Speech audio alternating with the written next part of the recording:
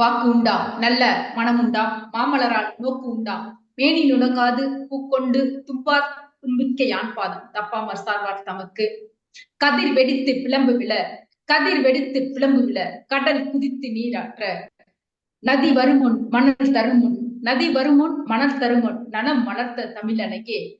பதிமதுரை பெருவீதியில் பாண்டியர் கை பார்த்தவளே, நான் உன்னை வணங்குவதும் நீ என்னை வாழ்த்துவதும் தாய் மகற்கு இடையே அழகில்லை என்பதால் உன் புகழ்ச்சே தன் புலவர் தன்னை வணங்குகின்றேன். தமிழ் புலவர் வாழியரோ, தமிழ் புலவர் வாழியரோ, தமிழ் புலவர் வாழியரோ. முத்தமிழ் மாமன்றத்தின் வாராந்திர கூடல் நிகழ்விற்கு இணையம் வாயிலாக இணைந்துள்ள அத்துணை தமிழ் சுவைஞர் பெருமக்களுக்கும், ஆகச்சிறந்த பேச்சாளர் பெருமக்களுக்கும், ஆகச்சிறந்த மாணவ செல்வங்களுக்கும், அனைத்து நட்புகளுக்கும், எங்களுக்கு எப்பொழுதும் ஆக்கமும் ஊக்கமும் கொடுத்து வருகின்ற அனைத்து நண்பர்களுக்கும், இந்த முத்தமிழ் மாமன்றத்தின் நிர்வாக குழு உறுப்பினர்களுக்கும் எமது பணிவான வணக்கத்தை கனிவோடு தெரிவித்துக் கொள்வதில் மற்றற்ற மகிழ்ச்சி அடைகின்றேன்.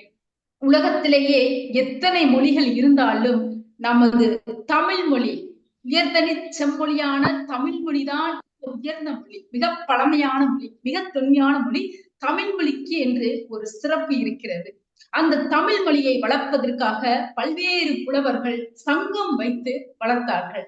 தன்னுடைய உயிரையும் துச்சமன எண்ணி பல்வேறு புலவர்கள், மன்னர்கள் எத்தனை இளைஞர்கள் அளித்தாலும் அதையெல்லாம் தாண்டி புலவர்கள் தமிழை வளர்ப்பதற்காக தமிழை உயிர் மூச்சாக நினைத்து பல்வேறு இன்னல்களுக்கிடையே தமிழை வளர்த்தார்கள். அப்பேற்பட்ட புலவர்களின் புகழை பற்றி நாம் இங்கே சிந்திப்பதற்காக விரும்பி இருக்கின்றோம். இன்றைய காலகட்டத்துல நம்ம குழந்தை முதல் பெரியோர்கள் வரை அனைவருக்குமே நிச்சயமாக ஏதோ ஒரு அறிவுரை, ஏதோ ஒரு வழிகாட்டுதல் அனைத்திற்குமே தேவைப்படுகிறது. வழிகாட்டுதல் இல்லாமல் யாரும் வாழ்க்கையில் வெற்றி அடைய முடியாது என்று நமது முன்னோர்களின் வாக்கு. அப்படி நமது அவ்வை புலவரை எடுத்துக்கொண்டால், சங்கம் வைத்த நமது புலவர்கள், அந்த அவர்கள் மத்தியில பல ஆண்பார் புலவர்கள் இருந்தாலும் அதில் பெண்பார் புலவர்கள் இருந்தார்கள். அதில் மிக தனிச்சிறப்புடன் இருந்தவர் யாரு நமது ஔவையார் இல்லையா? ஔவை சங்க காலத்துல இருந்த ஔவை, சோழர்கள் காலத்துல நீதி நூல் இயற்றிய ஔவை, நிறைய ஔவை இருந்தார்கள்.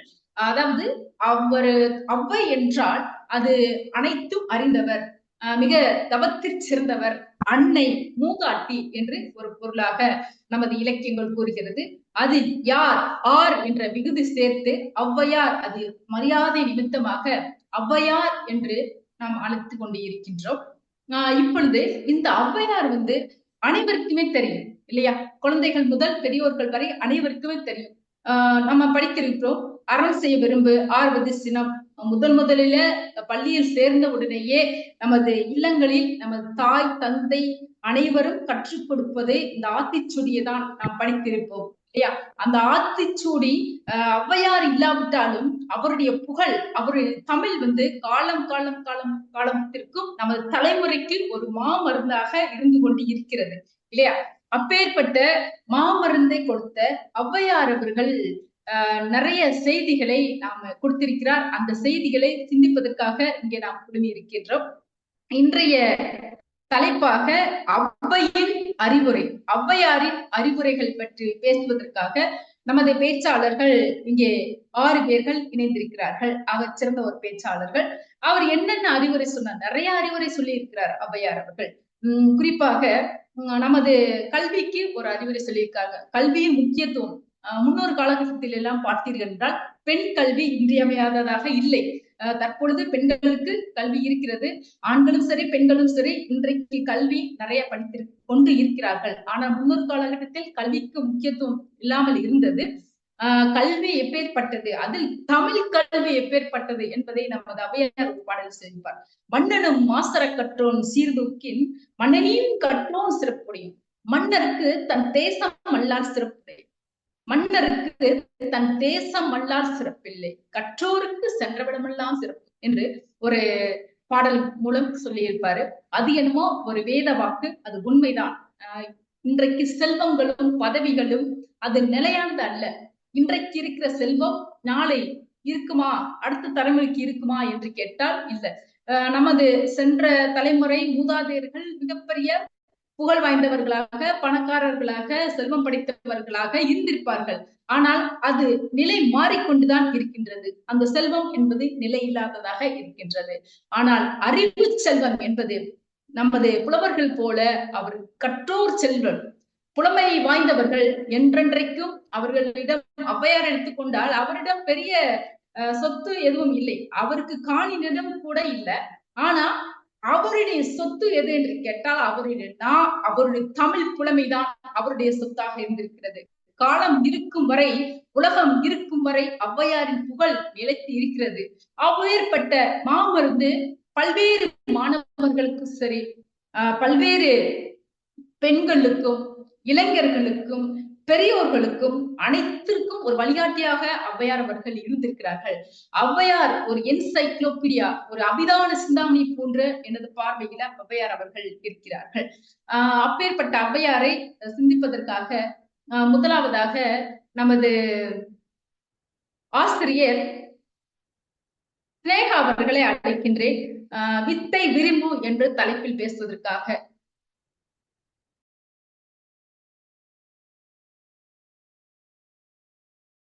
என் புன்னகையை கூட மொழிபெயர்க்க முடியாத அந்நிய தேசத்தில் எனக்கு நானே அகதியானேன்.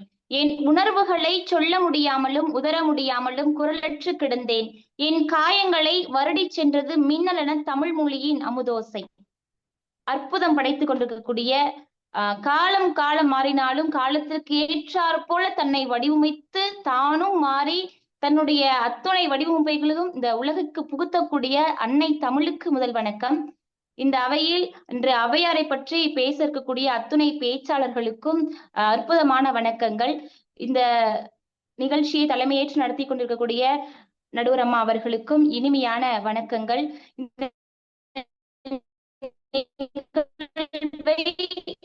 இணையம் வாயிலாக உலகமெங்கும் இருந்து பார்த்துக்கும் இனிமையான வன்மை தெரியும். அத்துணை பாடல்கள் இதுக்கு முன்பாக அம்மா அவர்கள் கூறுகிறார்கள். அவை எப்படிப்பட்ட ஒரு புலமை வாய்ந்த ஒரு பெண்பார் புலவர் அப்படின்றது நம்ம எல்லோருக்குமே தெரியும். அவையினுடைய இன்றைக்கு நான் இந்த தலைப்பை பற்றி உங்களுக்கு எடுத்து கூற இருக்கிறேன் என்று சொன்னால், ஆத்திச்சூடியில் 101வது வரியாக வரக்கூடிய வித்தை விரும்பு அப்படின்றது. வித்தை அப்படின்னா என்ன? இன்னைக்கு சொல்லுவாங்க எல்லாரும் பல வித்தைகளுக்கு கத்து வச்சிருக்கான், பல வித்தை தெரிஞ்சு வேண்டாம் அப்படின்னு சொல்லுவாங்க.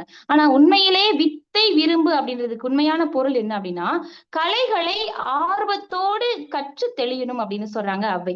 இன்னைக்கு ஆயக்கலைகள் 64 இருக்கிறது அப்படின்னு சொல்றாங்க. இந்த ஆயக்கலை 64ம் தமிழர்களுக்கு, அதாவது தமிழ் மொழிக்கே உரியது. இந்த உலகத்துல எத்தனையோ மொழிகள் இருந்தாலும் கலைகளை வளர்த்தெடுப்பதில் மிக முக்கியம் வாய்ந்த ஒரு மொழியாக நம்முடைய தமிழ் மொழி போற்றப்பட்டு கொண்டிருக்குது என்று சொன்னால், அதற்கு முக்கிய காரணம் அத்துணை கலைகளும் நம்முடைய தமிழ் மொழியை உயிர்ப்பித்து வளர்த்தெடுக்கிறதுக்கு முக்கிய பங்கு வகிக்கிறது அப்படின்றத நம்ம எல்லோருமே உணர்ந்து கொள்ளணும்.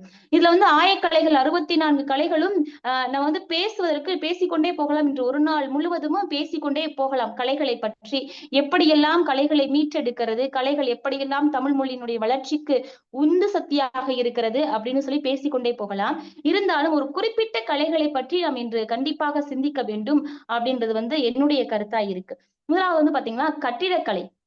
சில ஆண்டுகளுக்கு முன்பா நம்ம பார்த்தோம் அப்படின்னா கூரை வீடுகள், குடிசை வீடுகள் அப்படின்னு இருந்தது. இன்றைக்கு அண்ணாந்து பார்க்கக்கூடிய மாட மாளிகைகளாக உயர்ந்து இருக்கிறது அப்படின்னு சொன்னால், இன்னைக்கு பாத்தீங்கன்னா அத்துணை, அதாவது திருமலை நாயக்கர் மஹால், தாஜ்மஹால் இப்படி போன்ற மிகப்பெரிய கட்டிடங்கள்லாம் கட்டிடக்கலைகளுக்கு மிகப்பெரிய ஒரு சிறந்த எடுத்துக்காட்டா வளம் வந்துகிட்டு இருக்கு. இன்னைக்கு சாதாரண ஒரு குடிசை வீடா இருந்தது, இன்னைக்கு பாத்தீங்கன்னா ஒரு கிராமங்கள்ல பாத்தீங்கன்னா மிகப்பெரிய எல்லாமே கட்டிடங்களா, அதாவது வீடுகளா, கட்டிட வீடுகளா தான் இருக்கு.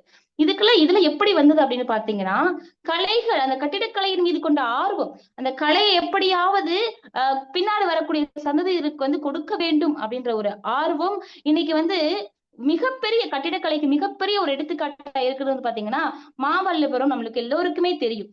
அப்படிப்பட்ட ஒரு மிகச்சிறந்த ஒரு எடுத்துக்காட்டு.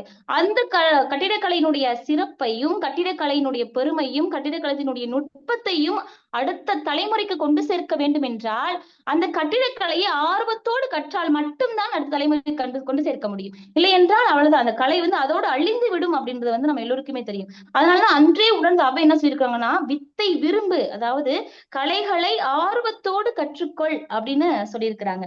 அடுத்ததா வந்து பாத்தீங்கன்னா முக்கியமா வந்து நடனம். எல்லோருமே கலை அப்படின்னாலே ஆடல் பாடல் அப்படின்றது வந்து முக்கியமா வைப்பாங்க.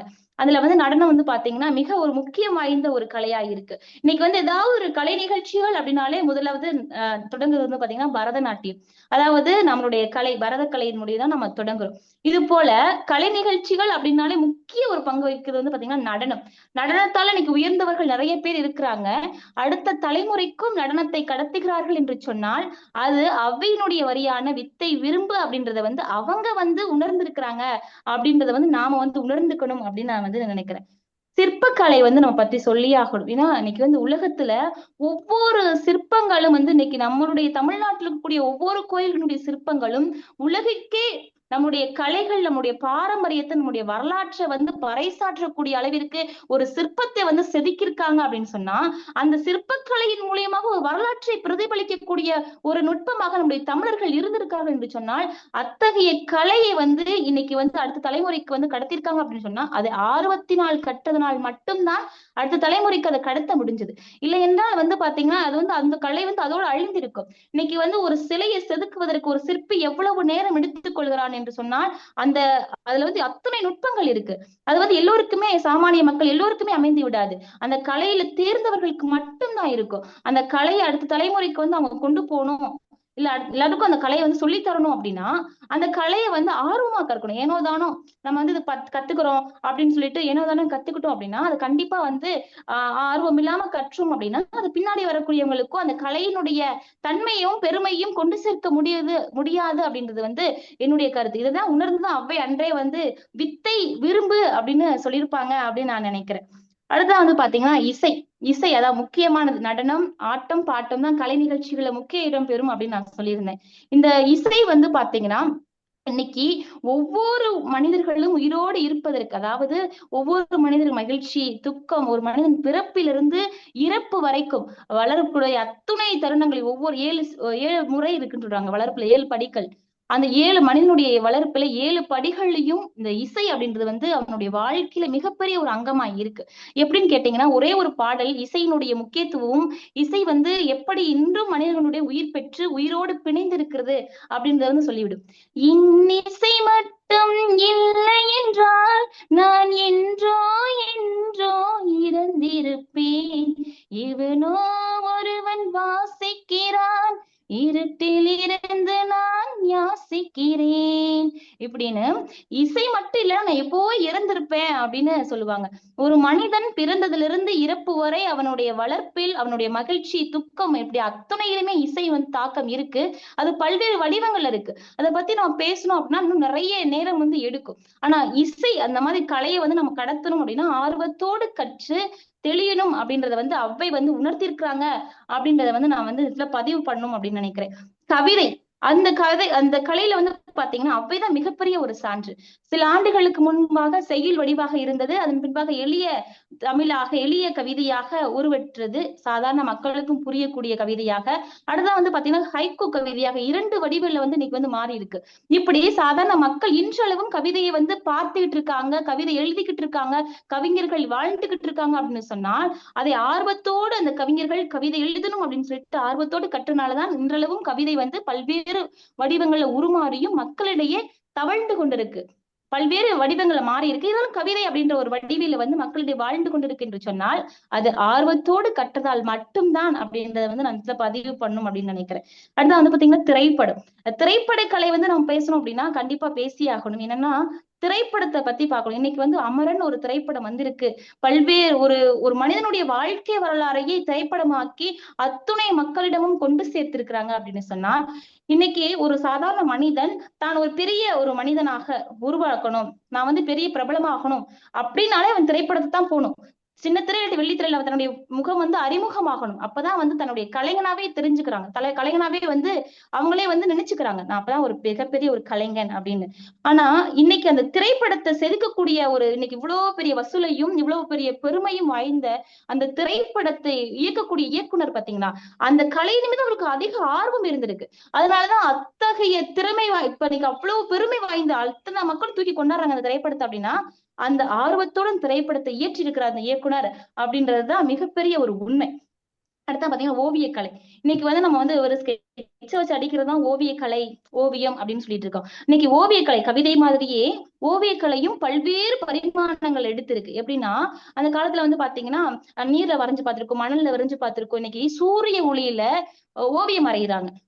சூரிய ஒளியை பயன்படுத்தி ஓவியம் வரைகிறாங்க. அந்த ஓவியம் அற்புதமா இருக்கு. வண்ணங்களை வைத்து மட்டும் ஓவியம் வரைகிறாங்க, பென்சிலை வைத்து மட்டும் ஓவியம் வரைகிறாங்க.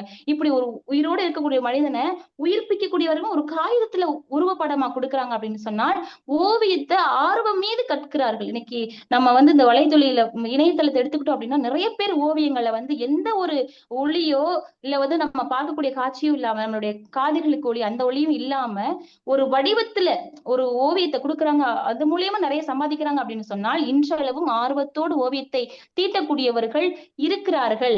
அது அவ்வையினுடைய வழி அந்த வந்து நடக்கிறோம் அப்படின்னு அவங்களுக்கே தெரியாது. ஆனா ஆர்வத்தோடு கட்டுறனால்தான் அவங்க இன்றளவும் நிலை பெற்று இருக்கிறாங்க அப்படின்றது வந்து என்னுடைய கருத்தா இருக்கு. அடுத்து வந்து பாத்தீங்கன்னா நாடகக்கலை பத்தி நம்ம பேசியாகணும். நம்ம முத்தமிழ்ல வந்து இயல் தமிழ், இசைத்தமிழ், நாடகத்தமிழ் என்று நம்ம சொல்லுவோம். இந்த 3 கலைகளுமே முக்கியத்துவம் வாய்ந்த கலைகளாக பார்க்கப்படுது. இதுல நாடகம் வந்து பாத்தீங்கன்னா பேச்சுக்கலை, நம்ம ஒளி வந்து பேச்சு மூலியமா பேச்சாற்றலா வெளிப்படும் இயற்றமிழ் அப்படின்னு சொல்றாங்க. இசை வந்து அது வந்து இசையா வந்து வெளிப்படுறாங்க. இதே வந்து காது கேட்கலாதவர்கள் இருப்பார்கள் நிறைய பேர், வாய் பேச முடியாதவர்கள் நிறைய பேர் இருப்பாங்க. அவங்களுக்கும் உணர்த்தக்கூடிய வகையில நாடகத்தமிழ் வந்து அவர்களுடைய உணர்வுகளை வெளிப்படுத்துவதற்கு அவங்களும் புரிந்து கொள்ளணும் அப்படின்றதுக்காக நாடகத்தமிழ் ஒண்ணு இருக்கு.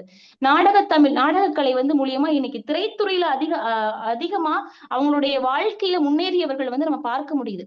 நாடகம் நடித்து அதன் மூலியமா திரையுலகிற்கு போய் அங்க இன்றைக்கு பிரபலமாக நிறைய பேர் உருவெடுத்துக் கொண்டிருக்கிறார்கள். ஏன்னா அதன் மீது கொண்ட ஆர்வம், நடிப்பின் மீது கொண்ட ஆர்வத்தினால்தான் இன்னைக்கு வந்து இத்தனை பேரும் உருவெடுத்துக் கொண்டிருக்கிறார்கள். நம்ம எல்லாம் நினைச்சிட்டு இருக்கோம் இது மட்டும்தான் கலைகள் அப்படின்னு நினைச்சுக்கிட்டு இருக்கோம். இதை தாண்டி இன்னும் நிறைய கலைகள் இருக்கு. அதாவது ஒரு மணப்பெண்ணுக்கு ஒப்பனை செய்வது கூட ஒரு கலை, ஒரு உடை வடிவமைப்பது கூட ஒரு கலை. இதையெல்லாம் தாண்டி வந்து பாத்தீங்கன்னா ஒரு மன்னன் வந்து ஆயக்கலைகள் 64 கற்றிருக்க வேண்டும் என்று சொல்லுகிறார்கள். எதற்காக என்றால் அங்க இருக்கக்கூடிய மக்களை காப்பதற்கு ஒரு மன்னன் வந்து அத்தனை கலைகளும் அறிந்தால் எத்தகைய எல்லாம் சிந்தித்து எப்பெல்லாம் இடையூறு வருகிறதோ அப்பெல்லாம் எப்படி தொலைநோக்கு பார்வையோடு சிந்திக்க வேண்டும் என்பதற்காக ஒரு மன்னன் ஆயக்கலைகள் 64 கற்று தேர்ந்தெடுக்க வேண்டும் என்று அன்று வந்து சொல்லியிருக்கிறார்கள். அதே போலதான் வந்து பாத்தீங்கன்னா விவேகா அவர்களே, தற்போது கூட நடந்து முடிந்த ஒரு தேர்தல், பாராளுமன்ற தேர்தல் நடந்து முடிந்தது. அதில் கூட பார்த்தீர்கள் என்றால் நமது தலைமை தேர்தல் அதிகாரி ஆணையர் அவர்கள் மிக சிறப்பாக இசை மூலியமாக தேர்தல் விழிப்புணர்வு பிரச்சாரத்தை அவரே தன்னுடைய சொந்த குரலில ஒரு பாடலை இயற்றினார். அந்த பாடலை பாடினார். அவர் பாடிய பாடல்கள் வந்து மக்களிடையே மிக மிக மிக பெரிய அளவுல ஒரு வரவேற்பை பெற்றது. இப்ப யார் எந்த நிலையில் இருந்தாலும் அந்த பாடல்கலை, இசைக்கலை என்பது கற்றுக்கொண்டால் அது அனைத்து விதத்திலும் அது நாட்டிற்கும் பயன்படுகிறது, வீட்டிற்கும் பயன்படுகிறது, சமூகத்திற்கும் பயன்படுகிறது என்பது இவர் ஒரு சிறந்த உதாரணம். இப்போ போக்குவரத்து காவலராக இருக்கக்கூடியவர்கள் கூட தங்களுடைய பிரச்சாரம், தங்களுடைய மக்களுக்கு தங்களுடைய விழிப்புணர்வை ஏற்படுத்துவதற்கு கூட இசை மூலியமாக அவங்களுடைய விழிப்புணர்வை ஏற்படுத்தி கொண்டிருக்கிறார்கள். இப்படி பல்வேறு கலைகள் மூலியமாக தங்களுடைய தொழிலில் கூட பயன்படுத்தக்கூடிய அளவிற்கு அவர்கள் இருக்கிறார் என்று சொன்னால் அதை ஆர்வத்தோடு கற்றிருக்கிறார்கள். இது போல நீரில் நடப்பது, நெருப்பில் நடப்பது, காற்றில் நடப்பது கூட இசை. அந்த காலத்துல போர் புரியுது, அதாவது குதிரை ஏற்றம், யானை ஏற்றம், இப்படி பல்வேறு போர்களை வில் பயிற்சி, இது போன்ற பல்வேறு போர்களை கூட கற்று தேர்ந்தெடுக்கிறார்கள் என்று சொன்னால் அது கூட ஒரு கலைதான் நடுவரும் அவர்களே. இன்றெல்லாம் வந்து பாத்தீங்கன்னா வெறும் ஆடல் பாடல் மட்டும்தான் கலை என்று பேசிக் கொண்டிருக்கிறார்கள். அதையும் தாண்டி பல்வேறு கலைகள் இருக்கிறது. அத்தனை கலைகளையும் கற்று அதுவும் ஆர்வத்தோடு கற்று இன்றைக்கு பறைசாற்ற வேண்டியது நம்முடைய கடமையா இருக்கு. அதுல வந்து பாத்தீங்கன்னா இன்னைக்கு நிறைய கலைகள் வந்து அழிஞ்சு போச்சு. இப்ப கூட பாத்தீங்கன்னா சமூக வலைதளங்கள்ல வில்லுப்பாட்டு மிக பிரபலமா வந்துகிட்டு இருக்காங்க. அந்த காலத்துல மிக மிக அதிகமா வந்து வில்லுப்பாட்டு இருந்திருக்கிறது. அந்த கலை வந்து ஒன்று இல்லாமலே போய்விட்டது. இப்ப மீண்டும் புது பிறப்பெடுத்திருக்கிறது என்று சொன்னால் அதன் மீது ஒரு ஆர்வம் வந்திருக்கிறது. அதன் மீது ஆர்வம் இல்லாமல் இருந்த நாள், ஆர்வத்தோடு கற்றவர்கள் இல்லாத நாள் அந்த கலை அழிந்திருக்கிறது. வந்த நாள் இந்த கலை வந்து கலையை ஆர்வத்தோடு கற்க வேண்டியது கடமையாக இருக்கிறது. நிறைவா நான் எப்படி சொல்லி நிறைவு செய்யலாம் அப்படின்னு நினைக்கிறேன். என்னன்னா இன்னைக்கு வந்து பாத்தீங்கன்னா ஒரு குழந்தை கலையில ஆர்வம் இல்லாமல் போவதற்கு யார் காரணம் என்றால் பெற்றோர்கள் தான் காரணம். என்னென்றால் பள்ளி முடிந்து வந்தோடனே தமிழுக்கு ஒரு டியூஷன், ஆங்கிலத்திற்கு, மேக்ஸ்க்கு, இப்படி பல்வேறு டியூஷன் அனுப்பி, டான்ஸுக்கு டியூஷன், யோகாக்கு ஒரு டியூஷன், இப்படி கராத்தைக்கு ஒரு டியூஷன், இப்படி பல்வேறு இடங்களில் தன்னுடைய குழந்தையை திறமை வாய்ந்தவராக இருக்க வேண்டும் என்று பெற்றோர்கள் நினைக்கிறார்கள். ஆனால் அந்த குழந்தைக்கு எந்த கலையின் மீது ஆர்வம் இருக்கிறது அப்படின்றத யாருமே உணர்வது இல்லை அப்படின்றத மிகப்பெரிய ஒரு உண்மையா இருக்கு. இன்னைக்கு நான் பேருந்துல பயணம் பண்ணி வரும்பொழுது பாத்தீங்கன்னா நிறைய பேர் சிலம்ப கலையை சொல்லி கொடுத்துட்டு இருக்காங்க குழந்தைகளுக்கு இலவசமாக. அதற்கு என்ன காரணம்னா அந்த கலையின் மீது அந்த பயிற்சியாளர்கள் கொண்ட ஆர்வம் தான் இன்றைக்கு அந்த கலையை அடுத்த தலைமுறைக்கு கடத்த வேண்டும் அப்படின்ற ஒரு எண்ணத்தை அந்த பயிற்சியாளர்களுக்கு உதித்திருக்கிற ஒரு சிந்தனையிலே உதிக்க செய்திருக்கிறது. குழந்தைகளும் தங்களுடைய கலைகளை ஆர்வத்தோடு கற்று அடுத்த தலைமுறைக்கு கடத்தக்கூடியவர்களை உருவாக்க வேண்டும் என்றால் அவர்களுடைய கலைகளை ஆர்வத்தோடு கற்க வேண்டும். அதைதான் அவையும் வலியுறுத்துகிறார் என்று சொல்லி நல்லதொரு வாய்ப்பிற்கு நன்றி கூறி விடைபெறுகிறேன். நன்றி, அன்பு, வணக்கம். சபா, மிக சிறப்பாக ஸ்னேகா அவர்கள் அவை கூறிய வித்தை விரும்பு என்ற தலைப்புல எத்தனை கலைகளை இருக்கிறது, எத்தனை கலைகளை நாம் ஒவ்வொருவரும் விரும்பி படிக்க வேண்டும், அதனால் என்ன பயன், அதற்கு தடையாக பெற்றோர்கள் ஆர்வமாக இருக்கிறார்கள், குழந்தைகள் ஆர்வமாக இருக்கிறார்கள், இருந்தாலும் தேர்ந்து கலைகளை எடுக்க வேண்டும் என்று சொல்லியிருக்கார். இன்னும் கூடுதல் செய்தியை பார்த்தோம் என்றால் இன்றைக்கு பெண்களுக்கு நிறைய கலைகள் மீது ஆர்வம் இருக்கும். ஆனா திருமணம் வரைக்கும் தான் அவர்கள் அதில் நிலைநாட்ட முடியும். திருமணம் முடிந்து விட்டால் எத்தனையோ வீட்டுல கிட்டத்தட்ட அதிகமான கணவர்கள் தன்னுடைய குடும்ப சூழல் காரணமாக ஏதோ ஒரு காரணத்தினால ஒரு பேச்சுக்கலை என்றால் சரி, இயல்கலை, இசைக்கலை, நாடகக்கலை எதுவாக இருந்தாலும் முழுவதும் அவர்களுக்கு ஒரு ஒத்துழைப்பு கொடுக்கவில்லை. அதாவது இதன் மூலமாக அவர்களுடைய கலைகள் அப்படியே மறைந்து விடுகிறது என்று இங்கே நாம் நிறைய பார்த்திருக்கோம். நிறைய பேர் தெரியும். கல்லூரியில மாணவிகள் மிக அற்புதமாக தன்னுடைய நடனம் மூலம், பாடல் மூலம், பேச்சு மூலம் வளம் வந்து கொண்டிருப்பார்கள். அதுவே அவர்களுக்கு ஆர்வமாக இருந்திருக்கும். ஆனால் திருமணம் முடிந்தவுடன் அந்த பெண்ணிற்கு வாழ்க்கையே மாறி போயிருக்கும். ஒத்துழைப்பு என்பது மிக மிக அவசியம். இந்த கலைகள் மூலமாக ஒத்துழைப்பு கிடைத்தால் நிச்சயமாக அவர்கள் குடும்பத்திற்கும் நாட்டிற்கும் சமூகத்திற்கும் ஒரு பெருமைப்படக்கூடிய ஒரு செய்தியாகத்தான் இருக்கும் என்பது இங்கே அனைத்து தமிழ் சுவைஞர் பெருமக்களுக்கும் தமிழ் நட்புகளுடைய கருத்துக்களுமாக இங்கே இருக்கிறது. இசைக்கு மயங்காதவர்கள் யாருமே கிடையாது. அதையே வள்ளுவ பெருந்தகை கூட சொல்லியிருக்கார். குழல் இனிது யாழ் இனிது என்பர்தம் மக்கள் குழந்தையின் மழலை செல்வது கேட்காதவர் இல்லையா? அப்ப இசைக்கு குழந்தை இல்லாட்டால் பரவாயில்ல, இசை இருந்தா போது நான் உயிர் வாழ்ந்து விடுவேன் என்று எத்தனையோ பெற்றோர்கள் இசையோடு மட்டுமே ரசித்துக் கொண்டும் அதன் மூலியமாக பயணப்பட்டுக் கொண்டிருக்கிறார்கள். இன்னைக்கு பிரச்சனையே இல்லாத மனிதர்கள் யாருமே இல்லை. ஒவ்வொருவருக்கும் ஒவ்வொரு பிரச்சனைகள் இருக்கு. அப்ப அந்த பிரச்சனைகளில் இருந்து வெளிப்பட வேண்டும் என்றால் ஒவ்வொருவரும் ஒரு வித்தையை விரும்ப வேண்டும். அந்த வித்தை மூலியமாக நிச்சயமாக ஸ்னேகா அவர்கள் சொன்னது போல தொழில் ரீதியாக அவர் குடும்பத்திற்கு ஒரு நன்மை பயக்கும். அதை தவிர்த்து அந்த கலையை தடை விதிக்க கூடாது. ஒத்துழைப்பு அவசியம் வேண்டும் என்பது இங்க ஒரு மிக சிறந்த ஒரு வாதமாக இருக்கிறது. அவை அவர்கள் சொன்னது போல நிச்சயமாக அனைவரும் வித்தை விரும்ப வேண்டும், அந்த வித்தைக்கு ஒத்துழைப்பு கொடுக்க வேண்டும் என்பதை இங்க வலியுறுத்தியிருக்கிறார். அவை வாழ்க. அவையை பற்றி மிக சிறப்பாக பேசிய வித்தை உருவு என்ற தலைப்பில் பேசிய ஸ்னேகா அவர்களுக்கு வாழ்த்துக்களும் நன்றிகளும் பாராட்டுகளும் அனைவரும் சார்பாக தெரிவித்துக் கொண்டு தற்பொழுது அடுத்தபடியாக ஆசிரியர் ராஜேஷ் சுரேஷ் அவர்கள் இணைந்திருக்கிறார்கள். அவர்களை வைகரை துயில் எழு என்ற தலைப்பில் பேசுமாறு அன்போடு அழைக்கிறேன்.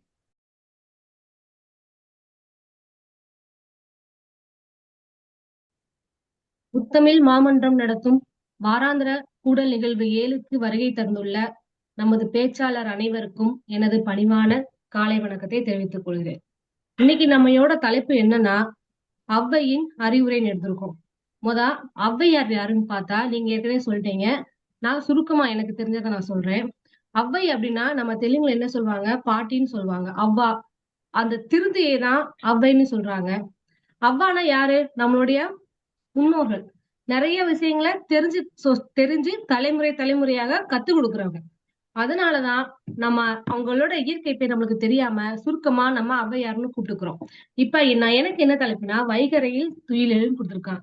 வைகரையில் துயிலெழு. இப்ப இந்த இருக்கிற சூழ்நிலையில யாருமே வைகறையில் துயில் எழுவது கிடையாது நடுவர்களே. அதனால்தான் ஔவையார் முன்னாடியே தெரிஞ்சு அந்த ஆத்திச்சூடியை எழுதியிருக்காரு. கதிரவன் உதிக்கும் முன்பே யாரு வெள்ளனா எந்திரிக்கிறாங்களோ அவங்களுக்குதான் இந்த சக்தி முழுமையா கிடைக்குது.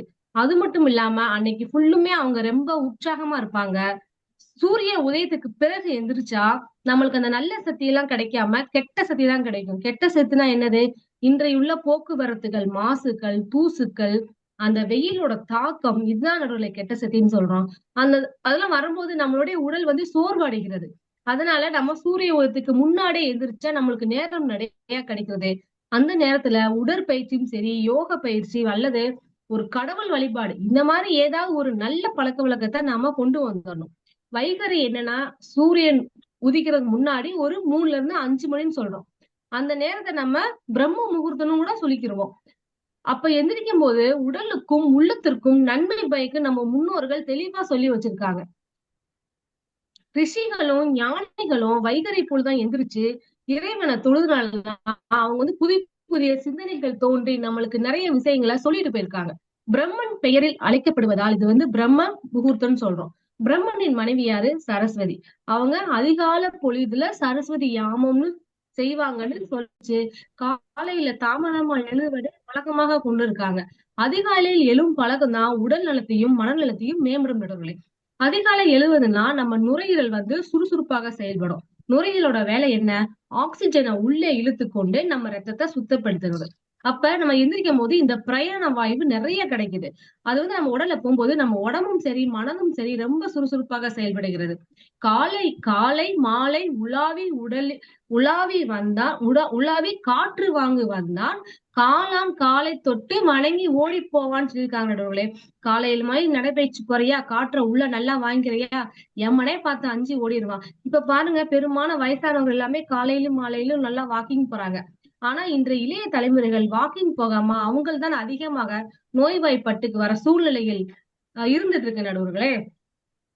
காலையில எந்திரிச்சாலும் என்ன நன்மை கிடைக்குன்னு பார்த்தா, புத்தி கூர்மை, படிப்பதற்கு நல்ல அமைதியான நேரம். இப்ப சிட்டிக்குள்ள இருக்கிறவங்களுக்கு எல்லாம் பகல்ல படிக்கவே முடியாது. வண்டி சத்தம், கடை சத்தம், வியாபார சத்தம் தான் கேட்டுட்டு இருக்கோம். ஆனா அவங்க காலை நேரம் எந்திரிச்சு படிச்சா அவ்வளவு அருமையான அமைதியான இருக்கும் நடுவுகளே. அது மட்டும் இல்லாம சுத்தமான பிரயாண வாயு நம்ம நுரையீரலுக்கு நல்லது. இன்னொரு விஷயம், மற்றவர்கள் எல்லாம் தூங்கிட்டு இருக்காங்க. ஆனா நான் மட்டும் நான் எந்திரிச்சு என்னுடைய செயலை நான் செய்யறேன். இதனால எனக்கு கூட கொஞ்சம் வெற்றி கிடைக்கும் தன்னம்பிக்கை வருகிறது நடுவர்களே. இது மட்டும் இல்லாம இன்றைய வேலைக்கூட செய்கின்ற பெண்கள் வந்து காலையில நான் எந்திரிக்கும் போது கொஞ்சம் சுறுசுறுப்பா இருப்பாங்க. மனசு நிம்மதி அடையும். அவங்களுடைய வேலைகளை நிதானமா செஞ்சுட்டு போவாங்க, யாரையும் டென்ஷன் காட்டாம. சில பேர் சொல்லுவாங்க, காலையில அலாரம் அடிக்கும் போது அதை அமர்த்திட்டு அதுக்கப்புறம் தூங்குற தூக்கமே இருக்கே சொர்க்கம் அப்படிம்பாங்க. ஆனா அதெல்லாம் சொர்க்கம் கிடையாதுகளே. நம்மளை விரைவாக நகரத்திற்கு இழுத்து செல்லும் வழிதான் நடுவர்களே. அதிகாலை சுற்றுச்சூழலில் காற்று வந்து முதன்மையானது. அது ரொம்ப தெளிவாக இருக்கும். ஆரோக்கியம் கூடும். அதுக்கப்புறம் வெயில் பட்டுட்டா நம்மளால ஒரு 5 மணிக்கு எந்திரிச்சு வாக்கிங் போறதும் 8 மணிக்கு வாக்கிங் போறதும் ரொம்ப வித்தியாசம் இருக்கு. அந்த 8 மணிக்கு சூரியன் கதிர்கள் இப்ப ரொம்ப அதிகமா விழுது. நம்ம உடம்பெல்லாம் ரொம்ப சோர்வாயிரும் நடுவுகளே. அது மட்டும் இல்லாமல் போக்குவரத்து சார்ந்து வெளிவரும் நச்சு புகைகள் காற்று மண்டலத்தில் அதிகமாக பாதிக்கிறது. நான் ஒரு விஷயம் கேள்விப்பட்டேன். தூய்மையான காற்று கிடைக்கணும்னா 1 மணி நேரம் சுவாசிக்க 100 ரூபாய் கொடுங்க அப்படின்னு ஒரு விளம்பரத்தை பார்த்தேன் நடுவர்களே. இப்ப இந்த நிலைமையிலதான் நம்மளுடைய நாடுகள்ல தான் போய்கிட்டு இருக்கு. இப்ப 100 ரூபாய் இல்ல, நம்மளுடைய தலைமுறைகள் வர வர எவ்வளவு ஆகும்னே தெரியாது நடுவர்களே. கொரோனா காலகட்டத்திலே நம்ம பிராணவாயு ஆக்சிஜன் அது சிலிண்டர் வந்து எவ்வளவு ரூபாய்க்கு நம்ம வாங்கணும். ஆமாம் நடுவர்களே, 1000 ரூபாய் ரேட்டுக்கு தகுந்தாப்புல போயிட்டே இருந்துச்சு. ஊருக்கு தகுந்தாப்புல நிறையதான் போயிடுச்சு. அதான் அது வந்து நம்ம கொரோனா ஏன் வந்துச்சு, நமக்கு ஒரு பாடம் நடுவர்களே. மக்களே இந்த மாதிரி நல்லா எந்திரிச்சு காலையில இருந்துச்சு சுறுசுறுப்பா இருங்க, நாட்டை தூய்மையா வச்சுக்கோங்கன்ட்டு. அக்பர் நம்ம கேள்விப்பட்டிருக்கோம், மாமன்னர், பேரரசர். அவரு தன்னுடைய எழுதுன ஆயினி அக்பர் என்ற நூல்ல என்ன சொல்லியிருக்காருன்னா, அதிகாலையிலே அவர் எழுந்து வரா நடுவுகளே. அதனாலதான் அவர் நிறைய நாடுகளை கைப்பற்றி மாமன்னர்னு பேர் பெற்றிருக்காரு.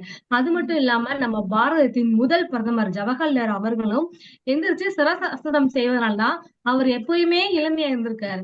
இப்ப கூட பாத்தீங்களா, நம்முடைய பாரதத்தின் பிரதமர் விரைவாக எந்திரிச்சாரா? ஒரு நேரத்துல சென்னையில காலையில சாப்பாடுனா மதியம் டெல்லி போயிறாரு, நைட்டுக்கு லண்டன் போயிறாரு நடுவுல. அவரோ பம்பரமா சுத்திட்டு இருக்காரு நடுவுல. ஔவையார் அது வந்து காரணம் வந்து அது காரணம் வந்து நம்ம பிரதமர் வந்து அதிகாலையில வைகரையில துயில் எழுந்து எழுகிறார். துயில துயில வந்து அவர் நீக்கி விட்டுட்டு அவர் என்ன ஆசனம் பண்றாரு? சிரசாசனம் பண்றாரா? முக்காமூலம் நெல்லு பயிறு 30 கசம் தண்ணி கிணறு. சிரசாசனம் செய்கிறார் நடுவுல. சரி, அருமை. அதனாலதான் அதாவது மிக நம்மளுடைய ஆகச்சிறந்த வெற்றியாளர்கள் அனைவரும் அனைவருமே காலையில எழுந்தவர்கள். சரி. தொழிலதிபர்னாலும் சரி, பேரறிஞர்களாலும் சரி, எழுத்தாளர்கள் அனைவருமே வைகரையில் எழுவதுதான் அவர்களுக்கு வெற்றி கிடைக்கிறது நடுவர்களே. நேரமும் அதிகமா கிடைக்கிறது மற்றவர்களை விட. அதனாலதான் ஔவையார் நம்மளுக்காகவே வைகரை துளியில் எழு என்ற ஆத்திச்சூடியை எழுதுள்ளார் என்று கூறி எனது உரையை முடிக்கின்றேன். நன்றி, வணக்கம். சபாஸ். நம்ம ராஜி சுரேஷ் ஆசிரியர் அவர்கள் கூறினார்கள், ஔவையின் வைகரை துயில் எழு என்ற தலைப்புல இன்றைய நடைமுறை சூழலோடு எதற்காக ஔவையார் வந்து அந்த 2 சொல் மந்திரங்களை கொடுத்தார் என்றால், நிறைய, அதாவது காலையில் அதிகாலையில பிரம்ம முகூர்த்த வேளையில எழுந்தால் மனதிற்கு உள்ளமும் இல்லமும் உடலும் மனமும் அனைத்தும் தூய்மையாக இருக்கும். தூய்மை இருந்தால் அந்த இடத்துல அனைத்து வெற்றியும் வந்துவிடும் என்று மிக சிறப்பு. இன்றைய அனைத்து வெற்றியாளர்களும் அதற்கு வெற்றியடைவதற்கு காரணமாக இருப்பது எதுவென்று கேட்டால், அடிநாதமாக இருப்பது அவர்கள் வைகரை நேரத்தில எழுந்ததன் காரணமாகத்தான் வெற்றி அடைந்திருக்கிறார்கள் என்ற ஒரு பதிவை இங்க சொல்லியிருக்கிறார். அதை விட இன்றைய சூழல்ல என்னென்ன பிரச்சனைகள் வருது, இன்றைய நவீன காலகட்டத்துல கைபேசியில மூழ்கிக்கொண்டு இருக்கிறோம், கணினியில மூழ்கிக்கொண்டு இருக்கிறோம். அப்ப கண்களுக்கே ஓய்வு இல்லை. அப்ப கண்களுக்கு ஓய்வு இல்லாத சூழலில நித்திரை வந்து பாழாகி விடுகிறது. அப்ப இரவெல்லாம் கண் விழித்து, பகல் முழுவதும் கணினியில் வேலை செய்து இரவெல்லாம் கண் விழித்து வேலை, அந்த மாதிரி சூழல் இருப்பவர்களுக்கு அதிகாலை வைகரையில் எவ்வாறு எழ முடியும்? அது வந்து ஒரு வினாக்குறியாகத்தான் இருக்கிறது. அவர்கள் வந்து காலதாமதமாக 10 மணியோ 11 மணிக்கு தான் எழுந்திருக்கிறார்கள் என்பது இன்றைய நடைமுறை சூழல்ல இருக்கு. அப்ப இதை மாற்ற வேண்டிய சூழல் நமக்கு. நாம் வேலைக்கு தகுந்தவாறு, அதாவது அதிகாலையில எழுந்திருக்க வேண்டும் என்றால் இரவில மிக விரைவாக தூங்கிவிட வேண்டும், நித்திரையில் ஆழ்த்திவிட வேண்டும். நம் முன்னோர்கள் எல்லாம் பார்த்தீர்கள் என்றால் சூரியன் உதயம் ஆகும் போது எழுந்து விடுவீர்கள். சூரியன் அஸ்தம் ஆகின்ற சமயத்துல அவர்களும் உடலுக்கு உழைப்பை நிறுத்திவிட்டு அவர் உழைப்பிற்கு ஏற்றாற் போல நித்திரையில் ஆகிவிடுவார்கள்.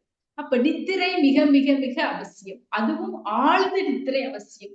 நித்திரை ஒரு மனிதனுக்கு இருந்தால் மட்டுமே அவருக்கு எந்தவித நோய் நொடியும் இல்லாமல் மிக ஆரோக்கியமாக இருப்பார்கள். அப்படி ஆரோக்கியமாக இருந்தால்தான் அவனது அனைத்து வேலைகளையும் உற்சாகத்தோடு செய்ய முடியும். தூக்கம் என்பது மிக மிக அவசியம்.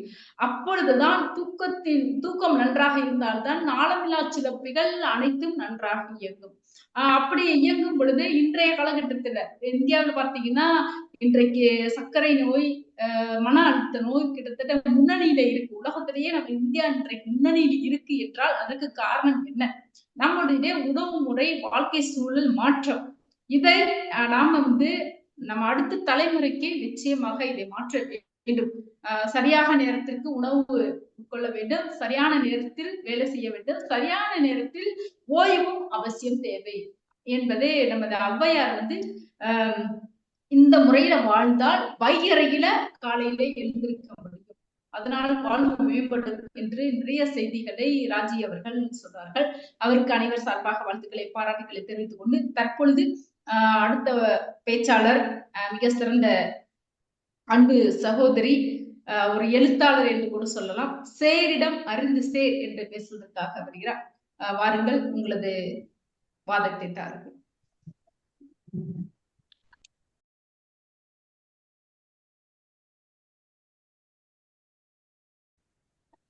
ஆள் போல் தலைத்து அருகுப்போல் வேரூன்றி மூங்கில் போல் முசியாமல் வாழும் தமிழை வணங்கி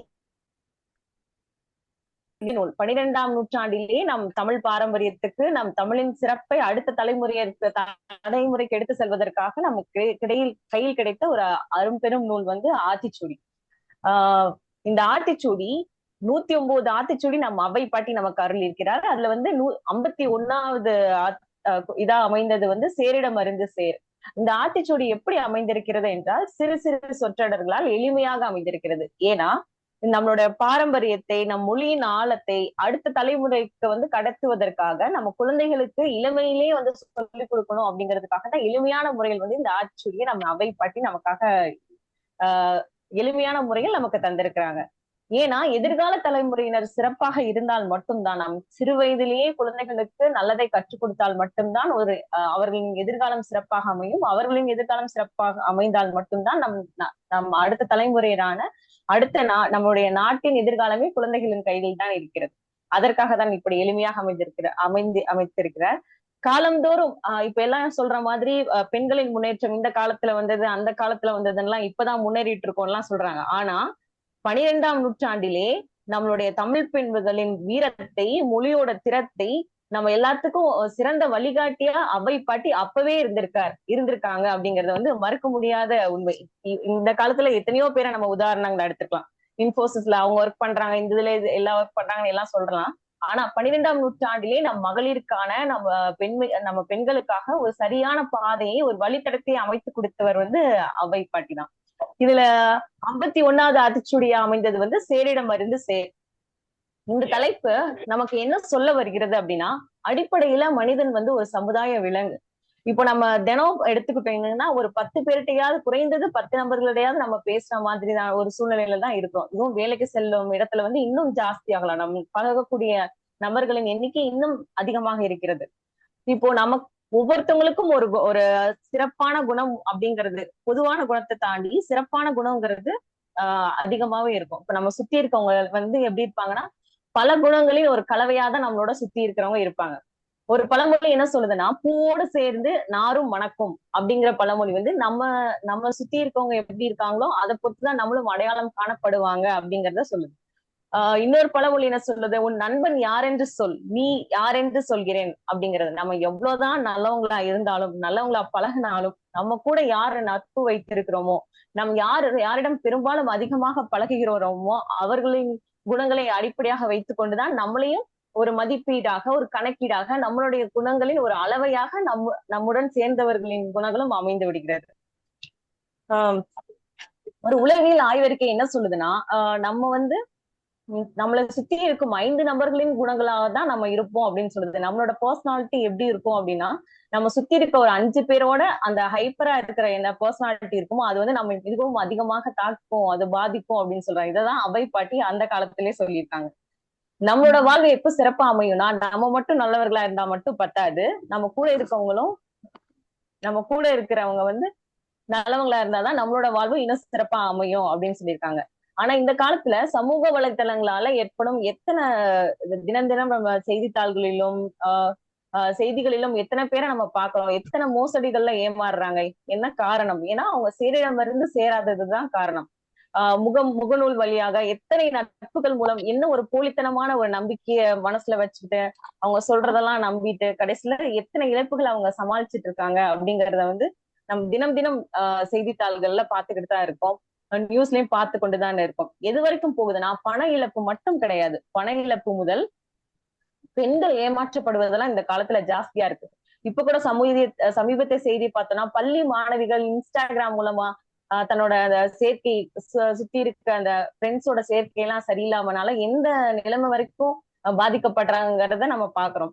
ஏன் அது வந்து இழப்பு ஏமாறுறதையும் தாண்டி கொலை வரைக்கும் கூட இது கொண்டு போய் முடிஞ்சிருது. இதனால பாதிக்கப்படுறது அவங்களும் அந்த பெண்களும் மட்டும் இல்லாமல் அவங்க அப்பாவி குடும்பம் என்ன செஞ்சது, ஒரு பெரிய கனவோட தன்னோட பிள்ளை நல்லா படிக்குங்கிறதுக்காக ரொம்ப கஷ்டப்பட்டு எல்லாத்தையும் சேர்த்து வச்சு பசங்களை வந்து முன்னேற்றணும்னு ஒரு பெரிய கனவோட பள்ளிக்கு அனுப்பி ஒரு காத்திருந்த ஒரு தந்தைக்கோ தாய்க்கோ அது ஒரு எவ்வளவு பெரிய இழப்பா அமையும். இதெல்லாம் வந்து அவங்க வந்து சின்னதுலயே கத்துக்காம போனதும், இப்ப வளர்ந்த பின்னாடி என்ன கத்துக்கிறோம், நம்ம எந்த பாதையில செல்றோம் அப்படிங்கிற மாதிரி இந்த மாதிரி நமக்கு முன்னோர்கள் அருளிய இதெல்லாம் ஒரு தெளிவில்லாம இருக்கிறதுனாலதான் அவங்க இந்த மாதிரி நிலைமைக்கு போறாங்க. ஒரு மனிதனோட வளர்ச்சிக்கு வந்து முக்கியமா அமையறது வந்து இலக்கு, விடாமுயற்சி, ஆர்வம், கடின உழைப்பு இதெல்லாம் சொல்றாங்க. ஆனா இதையும் தாண்டி ஒரு மனிதனோட வெற்றிக்கு முக்கியமா அமையறது வந்து நம்மளோட வளர்ச்சியை நிர்ணயிக்கிறதோட ஒரு முக்கிய காரணியா இருக்கிறது வந்து நம்ம சுத்தி இருக்கிறவங்க தான். இப்போ பணக்கார பட்டியல்ல இடம் பெற்றவங்கல்ல போய் அவங்க எல்லாம் பேட்டி கொடுக்கும்போது கேட்டீங்கன்னா, எலான் மாஸ்க், டெஸ்லா கம்பெனியை நிறுவன எலான் மாஸ்க் இவங்களா இருக்கட்டும், இல்ல அம்பானியா இருக்கட்டும், அவங்களெல்லாம் போய் அவங்களோட பேட்டிகளை எல்லாம் எடுத்து பார்த்தோமானால் என்ன சொல்றாங்கன்னா, அவங்களோட நட்பு வட்டம் வந்து தொழில்ல வந்து ஜாஸ்தியா இருக்கும்போது, அதிகமாக இருக்கும்போது, உயர்ந்தவர்களிடம் இருக்கும்போது வந்து வாய்ப்புகள் அதிகமா கிடைக்கும்.